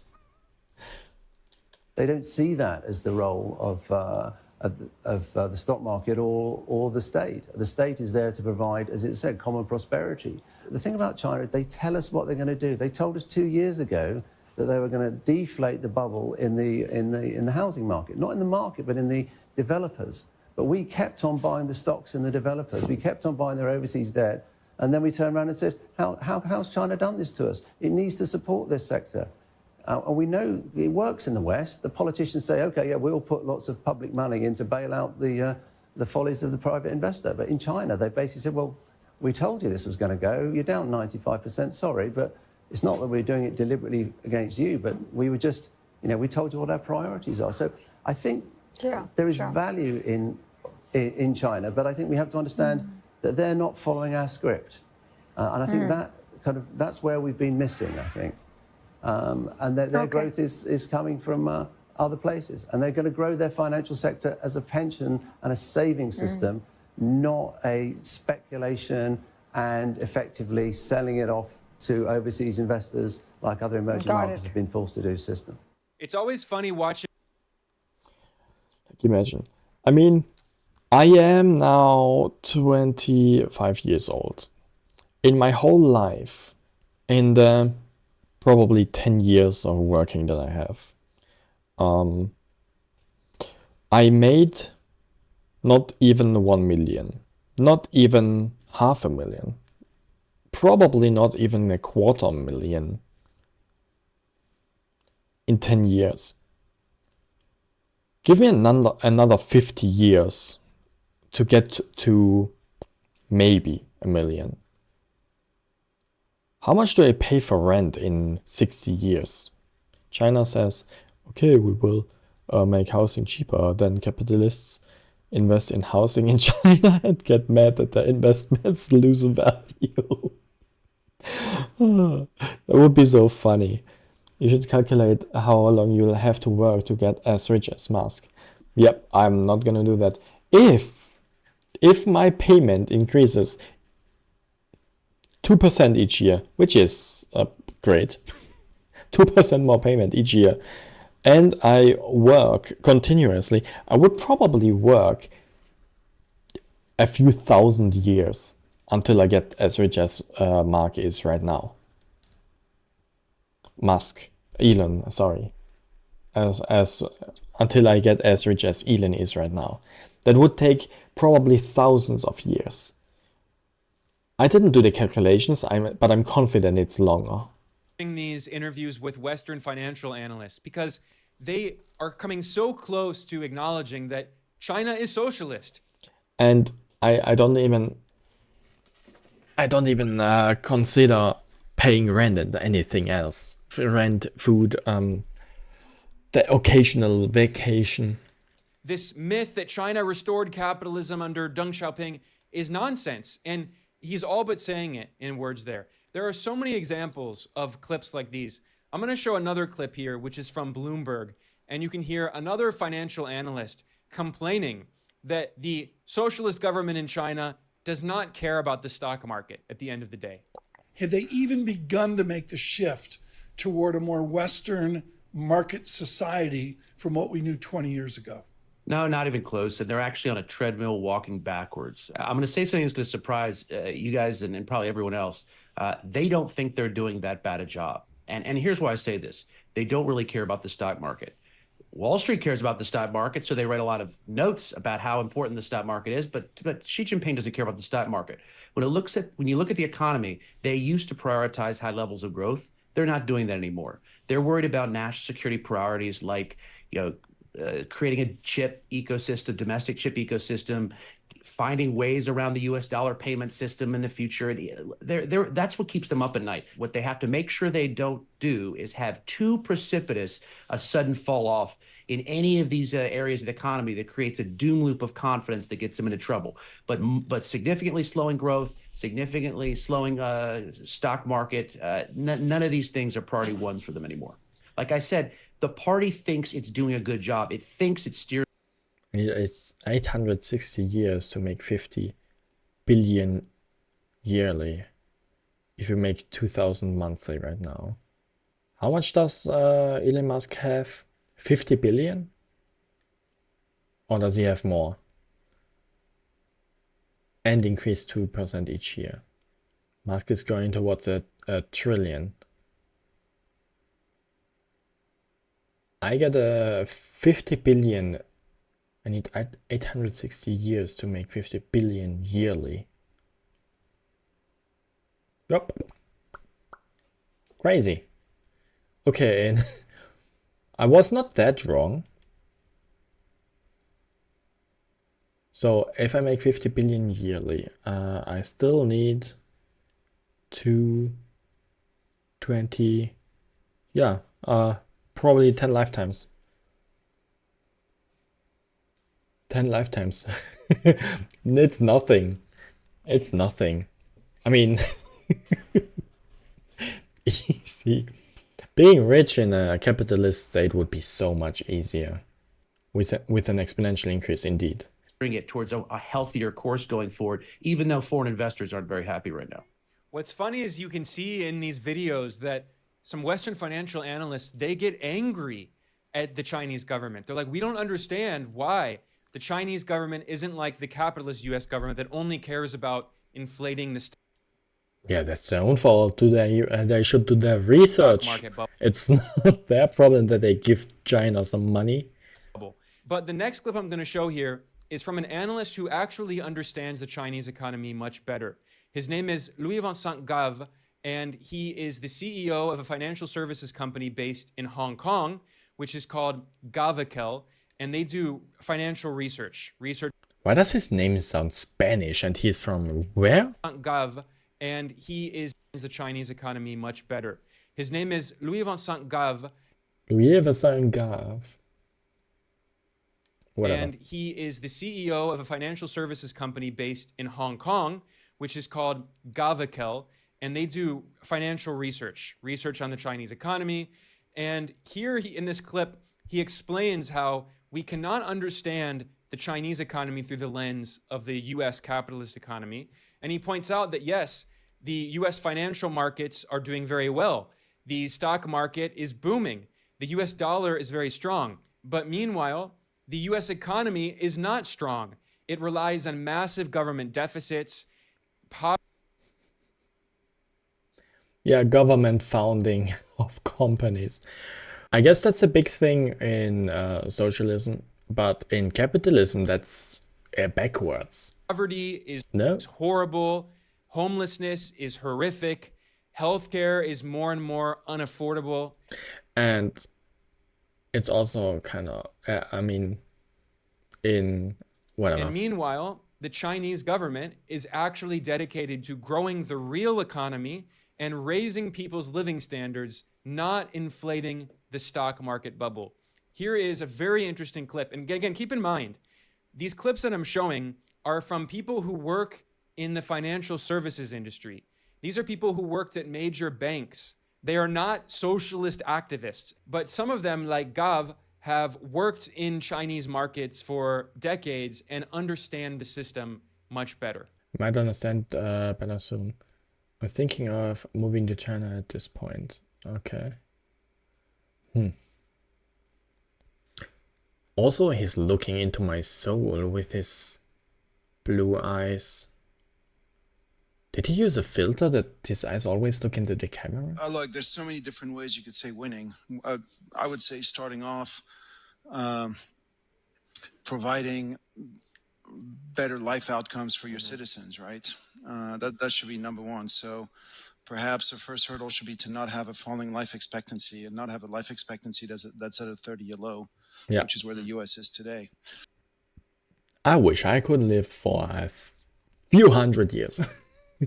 That's not gonna happen.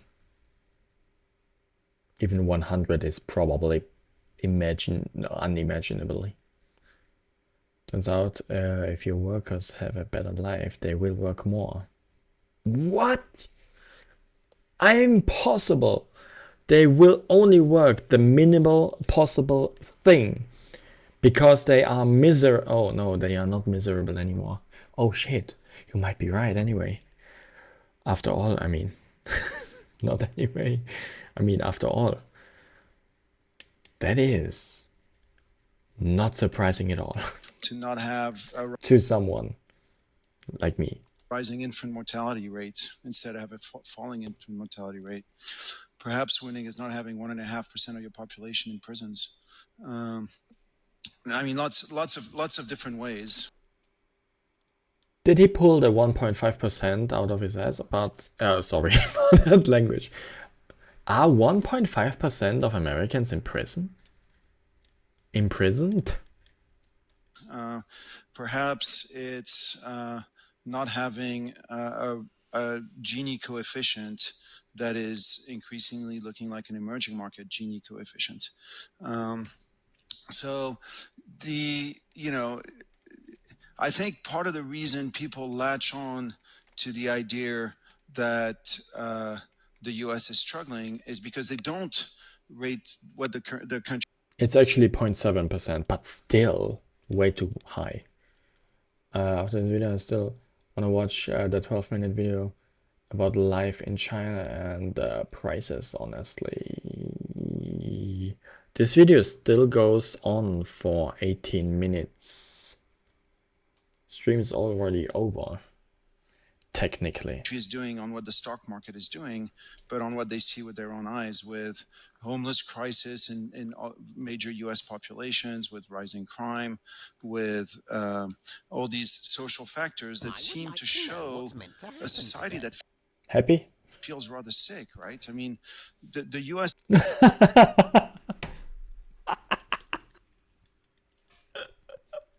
I just feel very generous today. Today has the same life expectancy as it did 30 years ago, while spending as a percent of GDP twice as much as it did 30 years ago in healthcare. So now maybe none of that has to do with the currency. So, but the reason I highlight this is that I think when Xi Jinping came 10 years ago or 11 years ago to power, and Brent said, would I call it fun? I don't think it would be fun if I watch it myself. It is very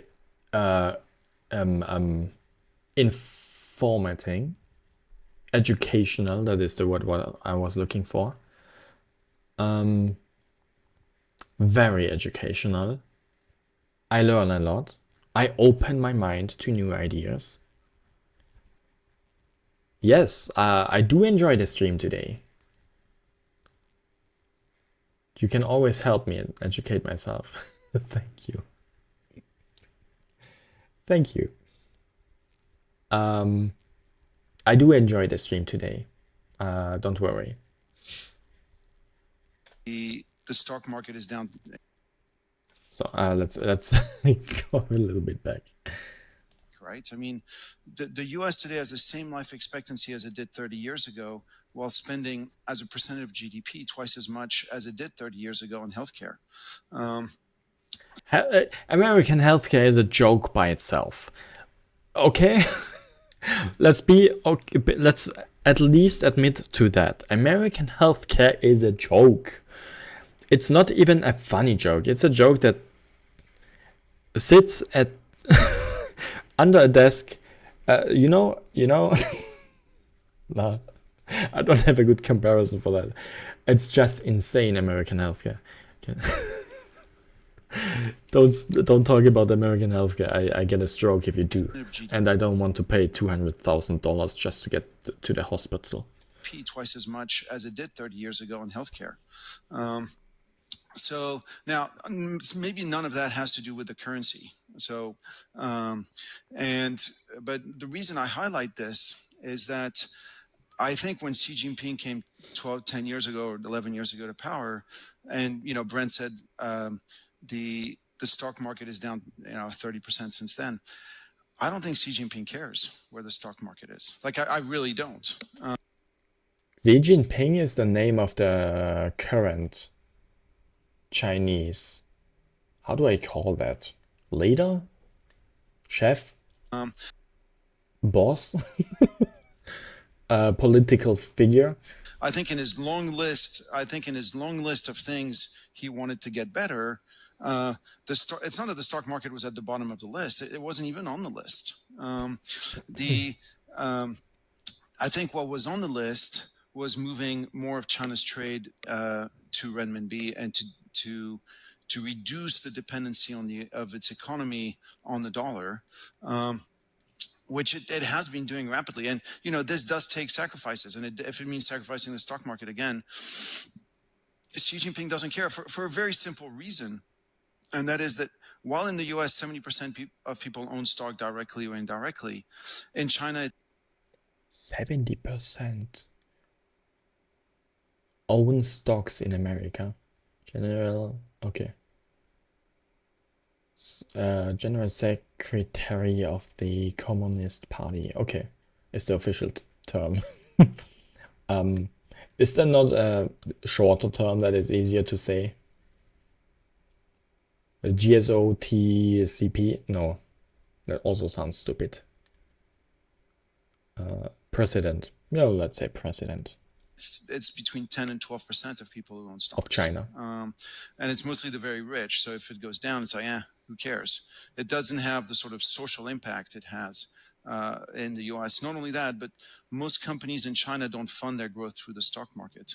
So I do think a lot of people look at China through the prism of the stock market, but again, I'm not sure it's that relevant to the leadership. They don't benchmark themselves on this. They're not like Donald Trump was tweeting each time the Dow Jones was up 150 basis points, saying, "Look at me, I'm doing a great job. The Dow's up 150 basis points." So it's a very different perception of how you judge yourself. Now, the final thing that I want to look at today to understand how stock markets work in China, despite the fact that China has a socialist economy. I learned a lot today, not only about China, but also stock market. Stock market is not something that I had on the list today. China is also not it, but I kind of expected it when you redeemed change of plans today. Analyze a very interesting article by the analyst Glenn Look, who has also worked in financial markets for decades. Again, these are guys who work in finance, and they are not politically motivated to defend or whatever the Chinese system. They want to actually understand how the Chinese system works. And he wrote this over at his blog, which is called Reading, Writing, and Investing. And this article is titled The Paradox of China's Stock Market and Economic Growth. See, so little work and you have so much better perception of the world. Yes. I mean, at the moment, I assume that everything he says is correct because everything here is backed up by those sources. I didn't check the sources yet, but at least I can talk about it now a little more founded on information. And if I talk to other people who don't know, I can at least show them, talk to them, have my arguments, and in the best or worst case, show them this video. Currently, China has 3 goals. 3 big goals, I assume. He notes that China increase renewable energy, increase probably the by influence in the global south. Global south? Where is that? Australia? No. And replace the world currency.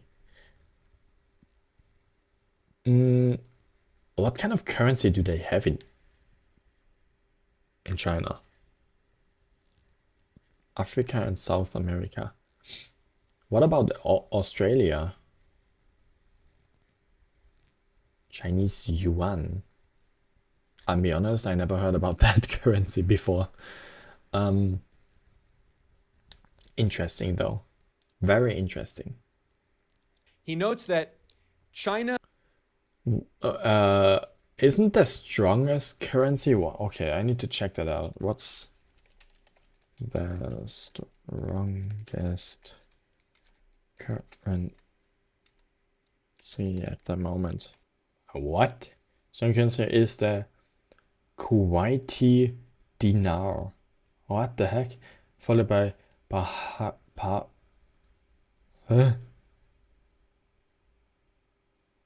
Dude, is AI having a stroke again? Or is this actually correct? No, that's actually correct. What the heck? Google also Google, stop putting that AI slop on the top of every search, please. That is so annoying. Funny, 3 currencies I never heard before.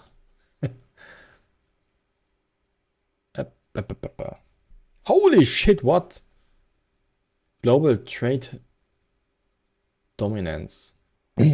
Global trade dominance. US versus China. In 2000, US trade total 2 trillion, more than 4 times China's. From 2000 to 2024, trade expanded by 167%, while China's trade surged by 1200%, surpassing the US in 2012. By 2024, total trade reached 5.3 trillion for the US and 6.2 trillion for China. Okay. What do we have here? That's 2000. Trade worth 100 billion. US. Okay.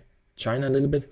There are red little carpet spots in the middle of Africa, but basically nothing in America.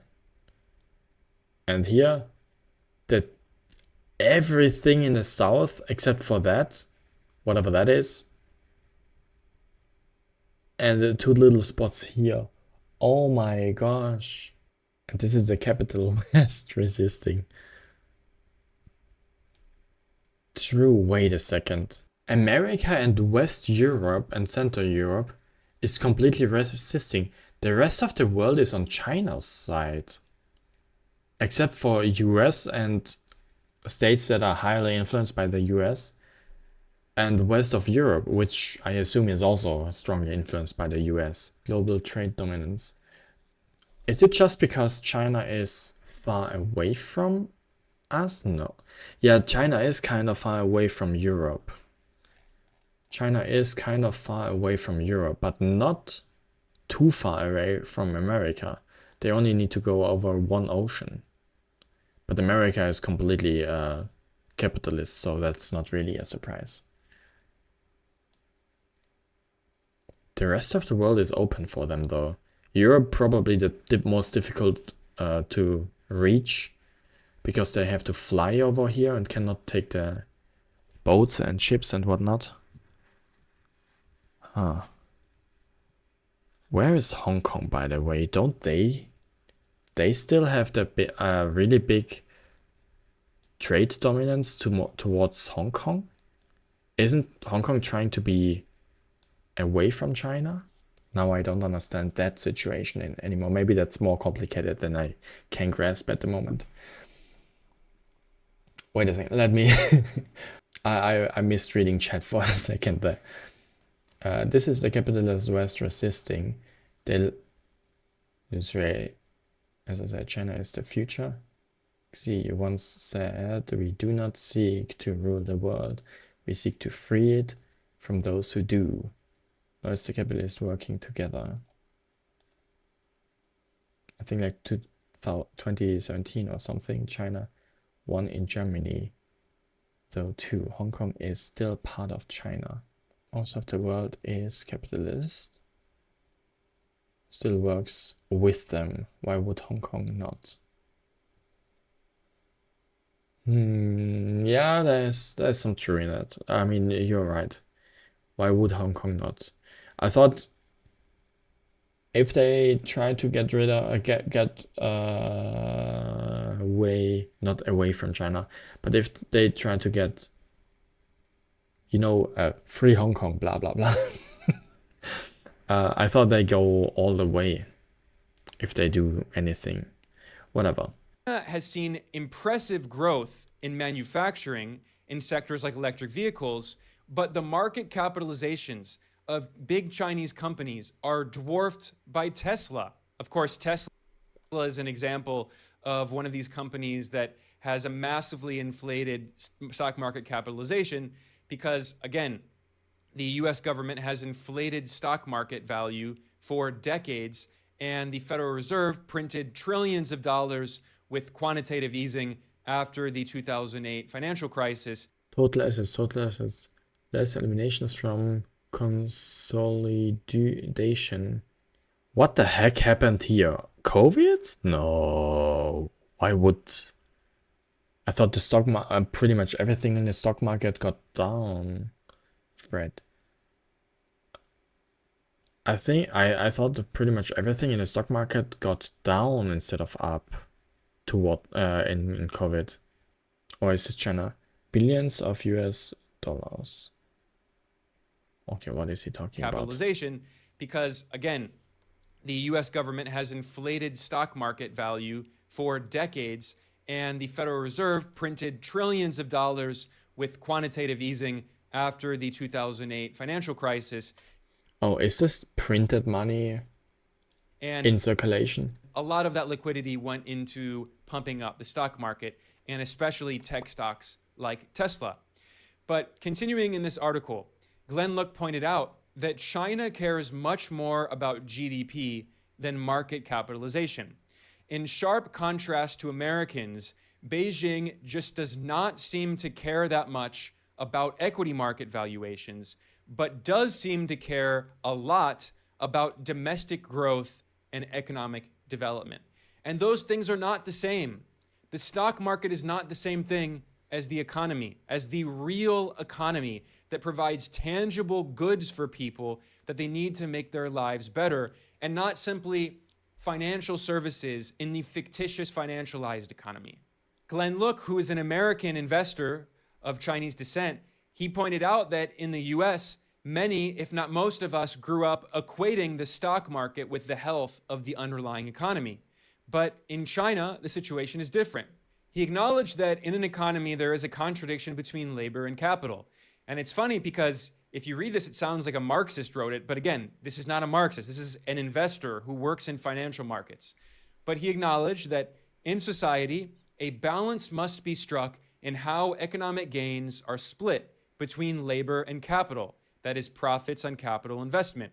And this is ultimately zero sum because $1 of economic gain can only be split between labor and return on capital. And he noted that compared to Western capitalist nations, in China, the general policy orientation is to favor labor over capital, especially privately owned equity capital versus state-owned equity capital, such as state-owned enterprises.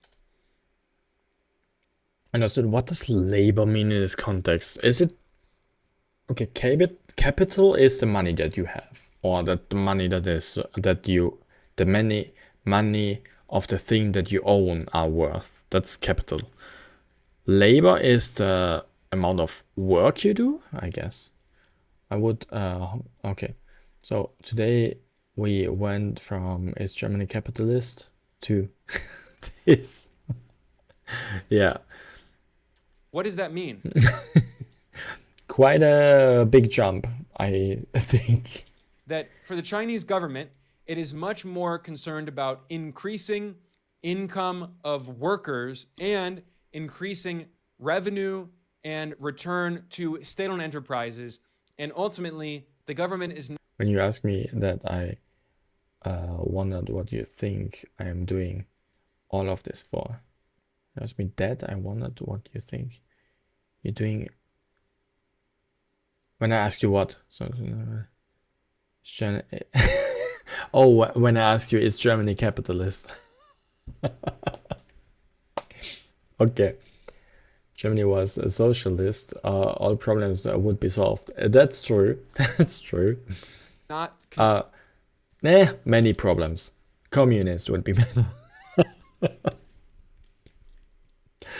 But yeah, of course, Germany is capitalist.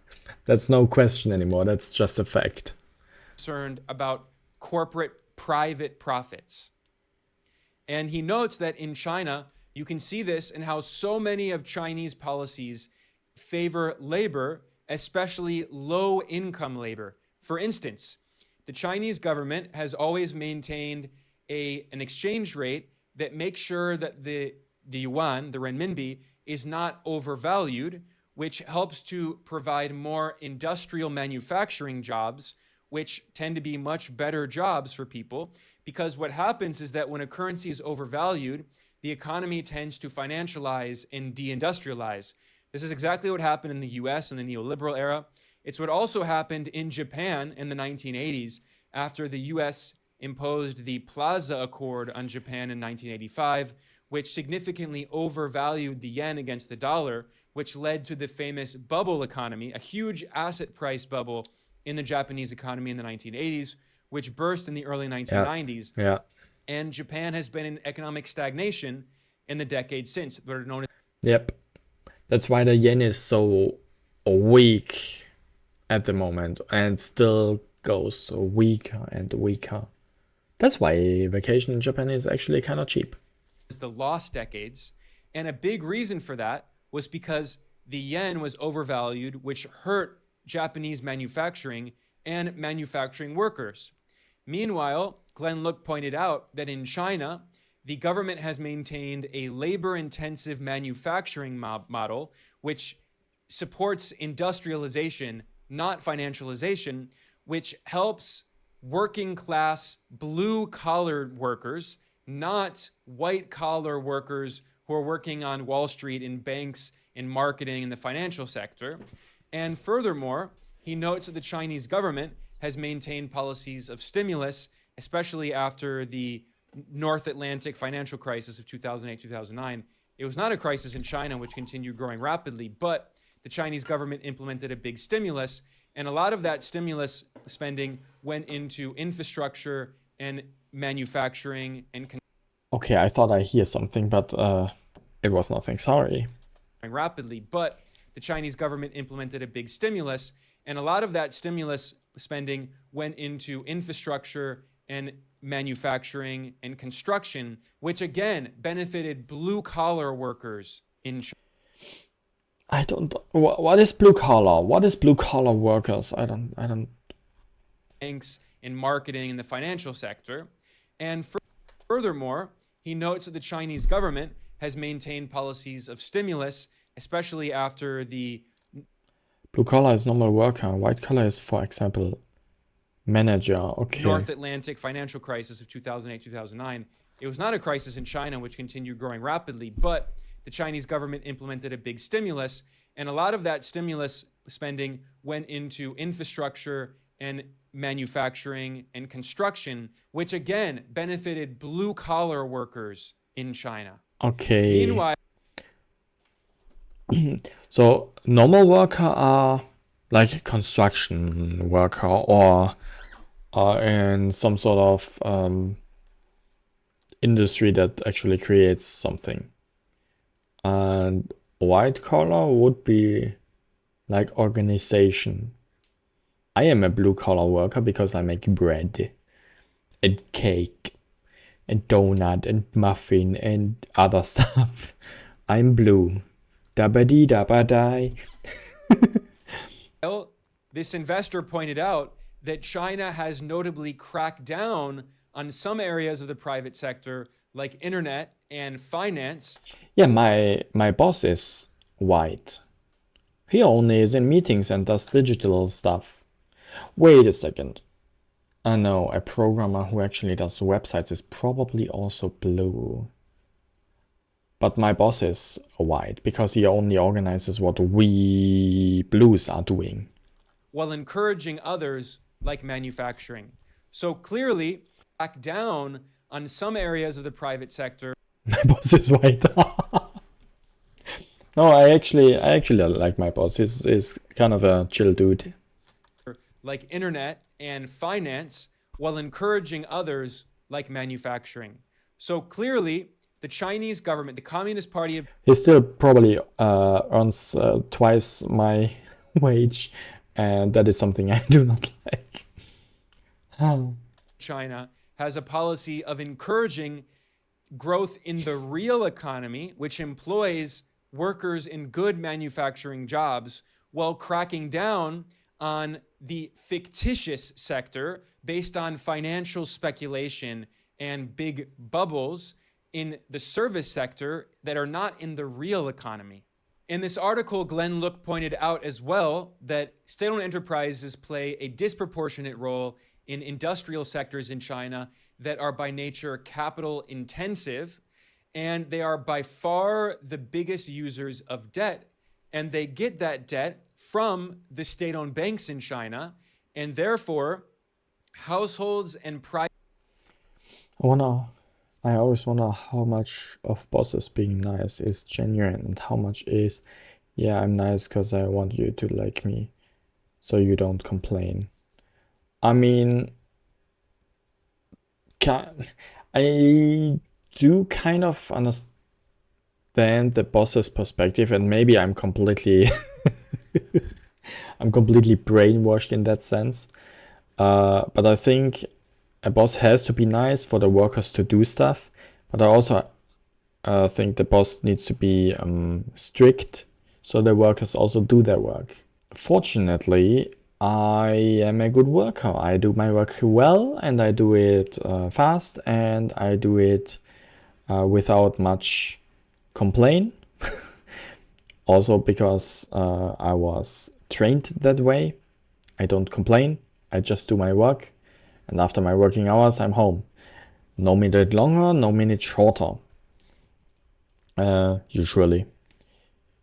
But my boss is okay with that, and as long as I don't mess up 500 muffins a day, everything is fine. It's often a mix. Yeah, it's both, and it's often a mix indeed. Private sector business deposits, which are held in the state-owned banks, those are used to lend low interest loans at very favorable rates to the state-owned enterprises in the major manufacturing sector, which provide financing at a low cost. So that's another way in which we see that the state is helping to use these state-owned enterprises to maintain the base of the economy upon which the rest of the economy, the superstructure, is built. My mom was paid some because that didn't increase her. What? My mom was paid some course that didn't increase her wage, and then when she asked for more money because she does most of the work at her workplace and gets paid less than most newbies, she was told, "Oh, but I paid you that course." Oh my gosh. Did she get the raise at least? That's sad. Fortbildung. Yeah, Fortbildung means, oh, I can teach you more to do, so you don't complain about raising your money because I paid you to get to do more. That makes no sense. Why make a Fortbildung if you don't get paid more afterwards? It makes no sense at all. I mean, I did Ausbildung for what I do right now. I do get paid more, but also not the best amount.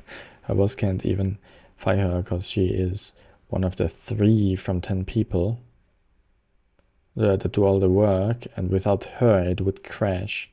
Wait, am I also one of those people? Let me think. No, I think I'm probably replaceable. Me personally. Sadly.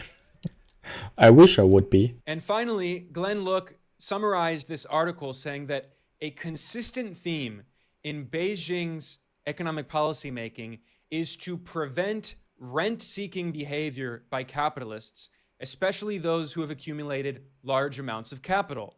Instead, China would prefer that rent-seeking behavior is handled by the Communist Party instead, and then it can distribute these rents to the people. So what we're really talking about is public goods.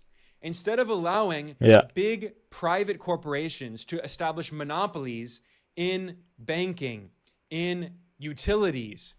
Wow, he's talking about a utopia, isn't he? How many minutes are left? Minutes? 8. In land, in what are the natural monopolies in the economy. That's what the US does in the capitalist system. Instead, in China's socialist system, the natural monopolies are provided by the state as public goods, by SOEs, and as this investor. Again, I'm not reading an article from a socialist who's talking about why the Chinese system is superior. I'm reading an article from an American investor who works in financial markets, and he understands that in China, in Beijing, the question is whether or not it is better for the natural monopolies to be handled by the government or by private sector capitalists. And clearly, the Communist Party of China has provided a solution. The Communist Party will maintain a tight grip, if not an outright monopoly, on rent seeking. And those rents will be used to benefit the people and maintain macroeconomic stability, maximizing growth, but preventing Okay. parasitic rent seeking by capitalists. Oh, I wish rent would slow. I really wish rent would decrease, or at least be stable to some degree, because right now it's a hell renting anything, especially living. Just wait for the next video. So today I have explained how Okay. China's economy actually works, how yes, China is still socialist. So, if China works exactly as he explained today, that's not what I expected. Like, not at all. And that is way better than what I expected. Way better. Can verify the sources. I know, and I will, but I don't have time in this stream to do that. It's not the same model as the Soviet Union. It's a different model, but it is absolutely still socialist, and it is very different from the capitalist model of the United States and some of the Western financialized economies. Oh no, it's different, therefore it's bad. And the US has tried to impose that model on the rest of the world in the name of so-called freedom and democracy, but in reality, because rent-seeking capitalist oligarchs in the US financial sector want to dominate the entire global economy. And this is why the US stock market makes up 60.5% of the value of the entire world's stock markets, all of them. And China, despite the fact that China has a larger economy than the US, China Relative size of world stock markets end 1899 versus start of 2024. Isn't the stock market of the US a bubble? At some point, if every company gets inflated with investors and state money to keep banks alive, for example, isn't that a bubble that will pop at some point? China 2.8% when it's 30% larger than USA. Germany has 2.1. China has 2.8. Australia has 2%. Smaller DMs, not in DMs. Huh. There we go back into why profit maximization leads to capitalism, not even working in theory. So even if I invest in a company that is in the US and pretty small and promises to be big, even if that company gets big, once the bubble bursts, I invested money that I will never get back because the bubble is popped. It's like the crypto wallet stuff or the NFT stuff that was going on around like a few years ago. The bubble to pop so bad. I see why. When does America finally die? Indeed. Huh. Now, I still have a loan to pay.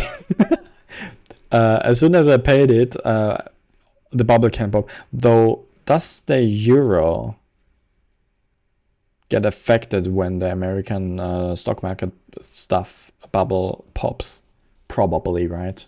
Chinese GDP Though in a good or a bad way, that's I don't know yet. is larger than US GDP measured at purchasing power parity. Despite that, the stock markets in mainland China Fuck the euro. Be part of China. I mean the currency. If the bubble of the stock market in the US pops, or generally the bubble of the US stock market pops, the dollar will probably plummet down to like non-existence. Would that also happen to the euro? Of course, we will have hell on earth in the whole earth. Revolution. Yeah, what happens to my loan then? I still need to pay money to a bank. This is incoming war. Yep. It will be fascism versus communism. Interesting. Only represent 2.8% of the entire world's value of stock markets. Japan, which has a significantly smaller economy, has 6.2%. I really think that fascism is not a popular thing at all. Communism sounds more inviting, even without knowing the China situation. More than I didn't even know that China was communists. twice the size of the Chinese stock markets. And by the way, who has benefited from this US government policy of pumping up the stock market? It's the rich. It's not average people. The wealthiest 10% of people in the US own 93% of stocks. And according to Fed data, this is the highest level ever. Meanwhile, the bottom 50% of Americans hold just 1% of all stocks. So that unequilibrium is stupid. It should not even exist. repeat, 10% of the richest Americans. Half of the people in America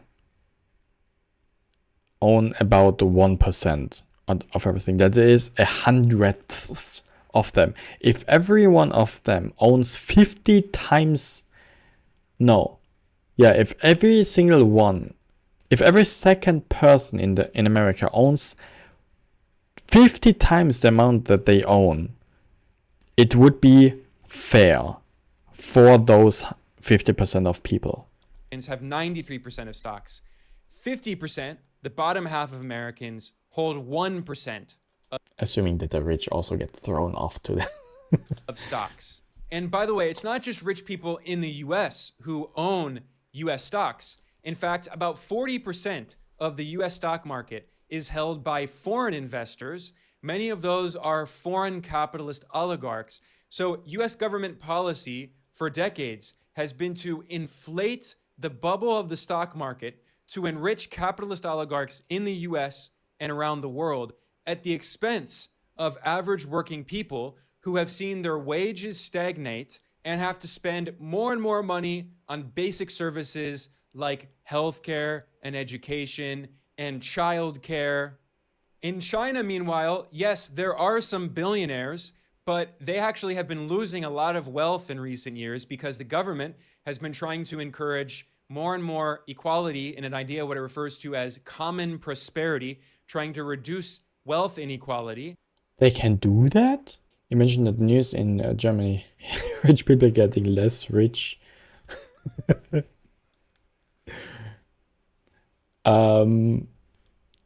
They would go crazy saying the economy will crash.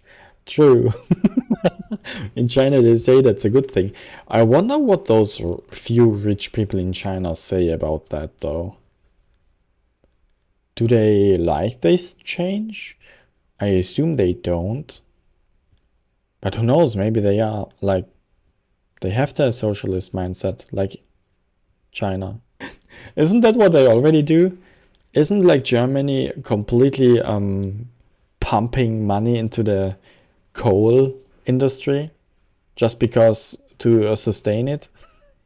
Which is crazy. It's destroying the planet and the economy. And a lot of media outlets have been complaining. 500 billion alone for, okay, mostly for military. Rheinmetall stock 2.5 times in half a year.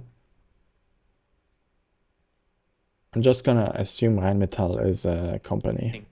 And you also need to understand that billionaires and millionaires in China, most of their wealth is held in the form of stock in real companies that actually produce things, tangible technologies that make people's lives better, not in simply fictitious capital that's all tied up in financial derivatives and betting on the stock market. In fact, those kinds of capital Rheinmetall is one of the huge military industry companies in Germany. Oh, that's why military and Rheinmetall. War. War. I do not like it. War. But whatever.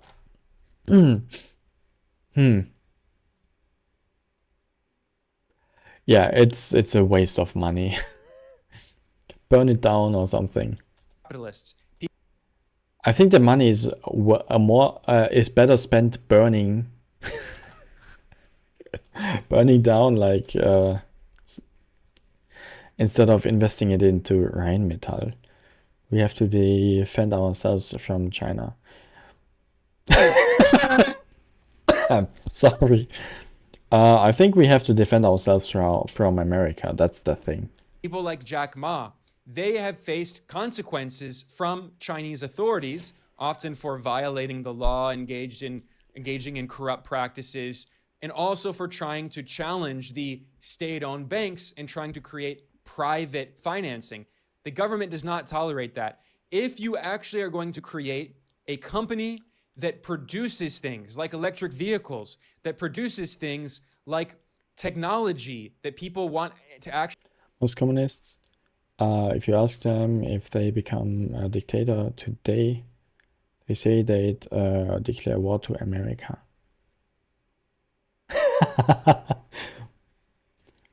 I mean, it makes the most sense, honestly. I wouldn't declare any war.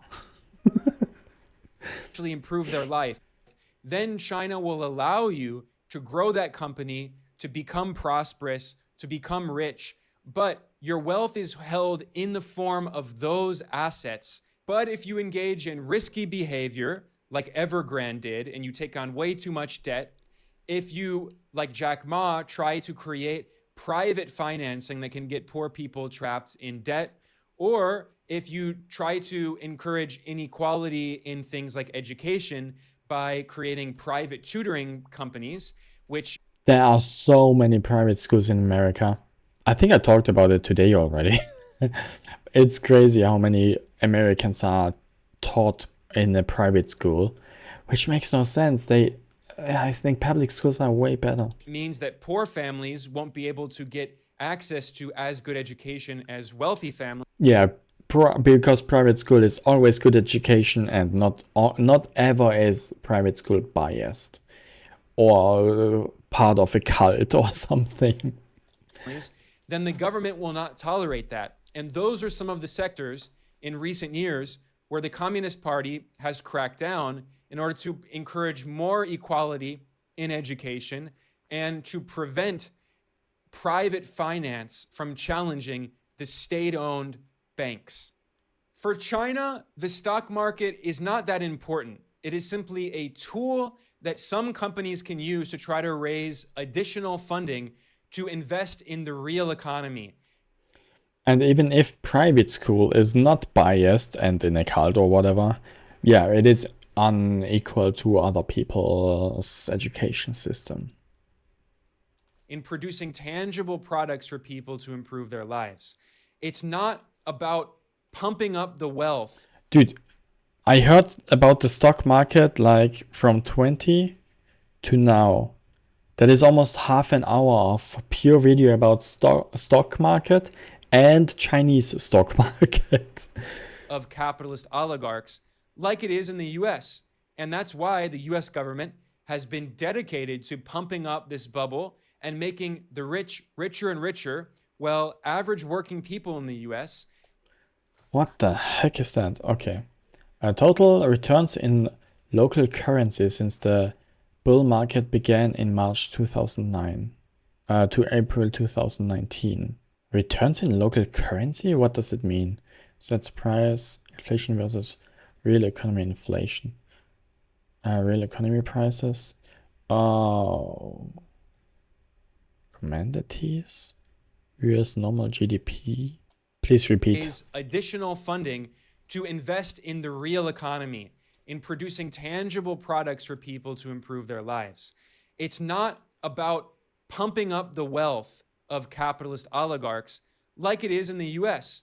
And that's why the US government has been dedicated to pumping up this bubble and making the rich richer and richer, while average working people in the US are living paycheck to paycheck. Poverty is getting That's just another representation of the bubble that is inflating. worse. Violence is getting worse. Homelessness is skyrocketing. And the government doesn't really Are Americans actually still surprised that they are completely screwed when they realize that they are screwed? I just framed it the way that they will be surprised, but are there care, because at the end of the day, there are, and that's fucking sad. it is big capitalist oligarchs and big corporations who fund US politicians who make policy on behalf of Wall Street. The Chinese system is completely different. It is a socialist system, and it truly is an alternative to the US capitalist system. On that note, I'm going to conclude. I'm Ben Norton. I want to thank everyone for joining me today. Thank you. Please like and subscribe. Please share this, and I will be back soon. See you all next time. Thank you for teaching me all that stuff. Geopolitical Economy Report. Check them out. They actually earned a like here. That was highly educational. I like that this is equally education about stock market, about Chinese socialism, and American bashing. I like it when videos American bash.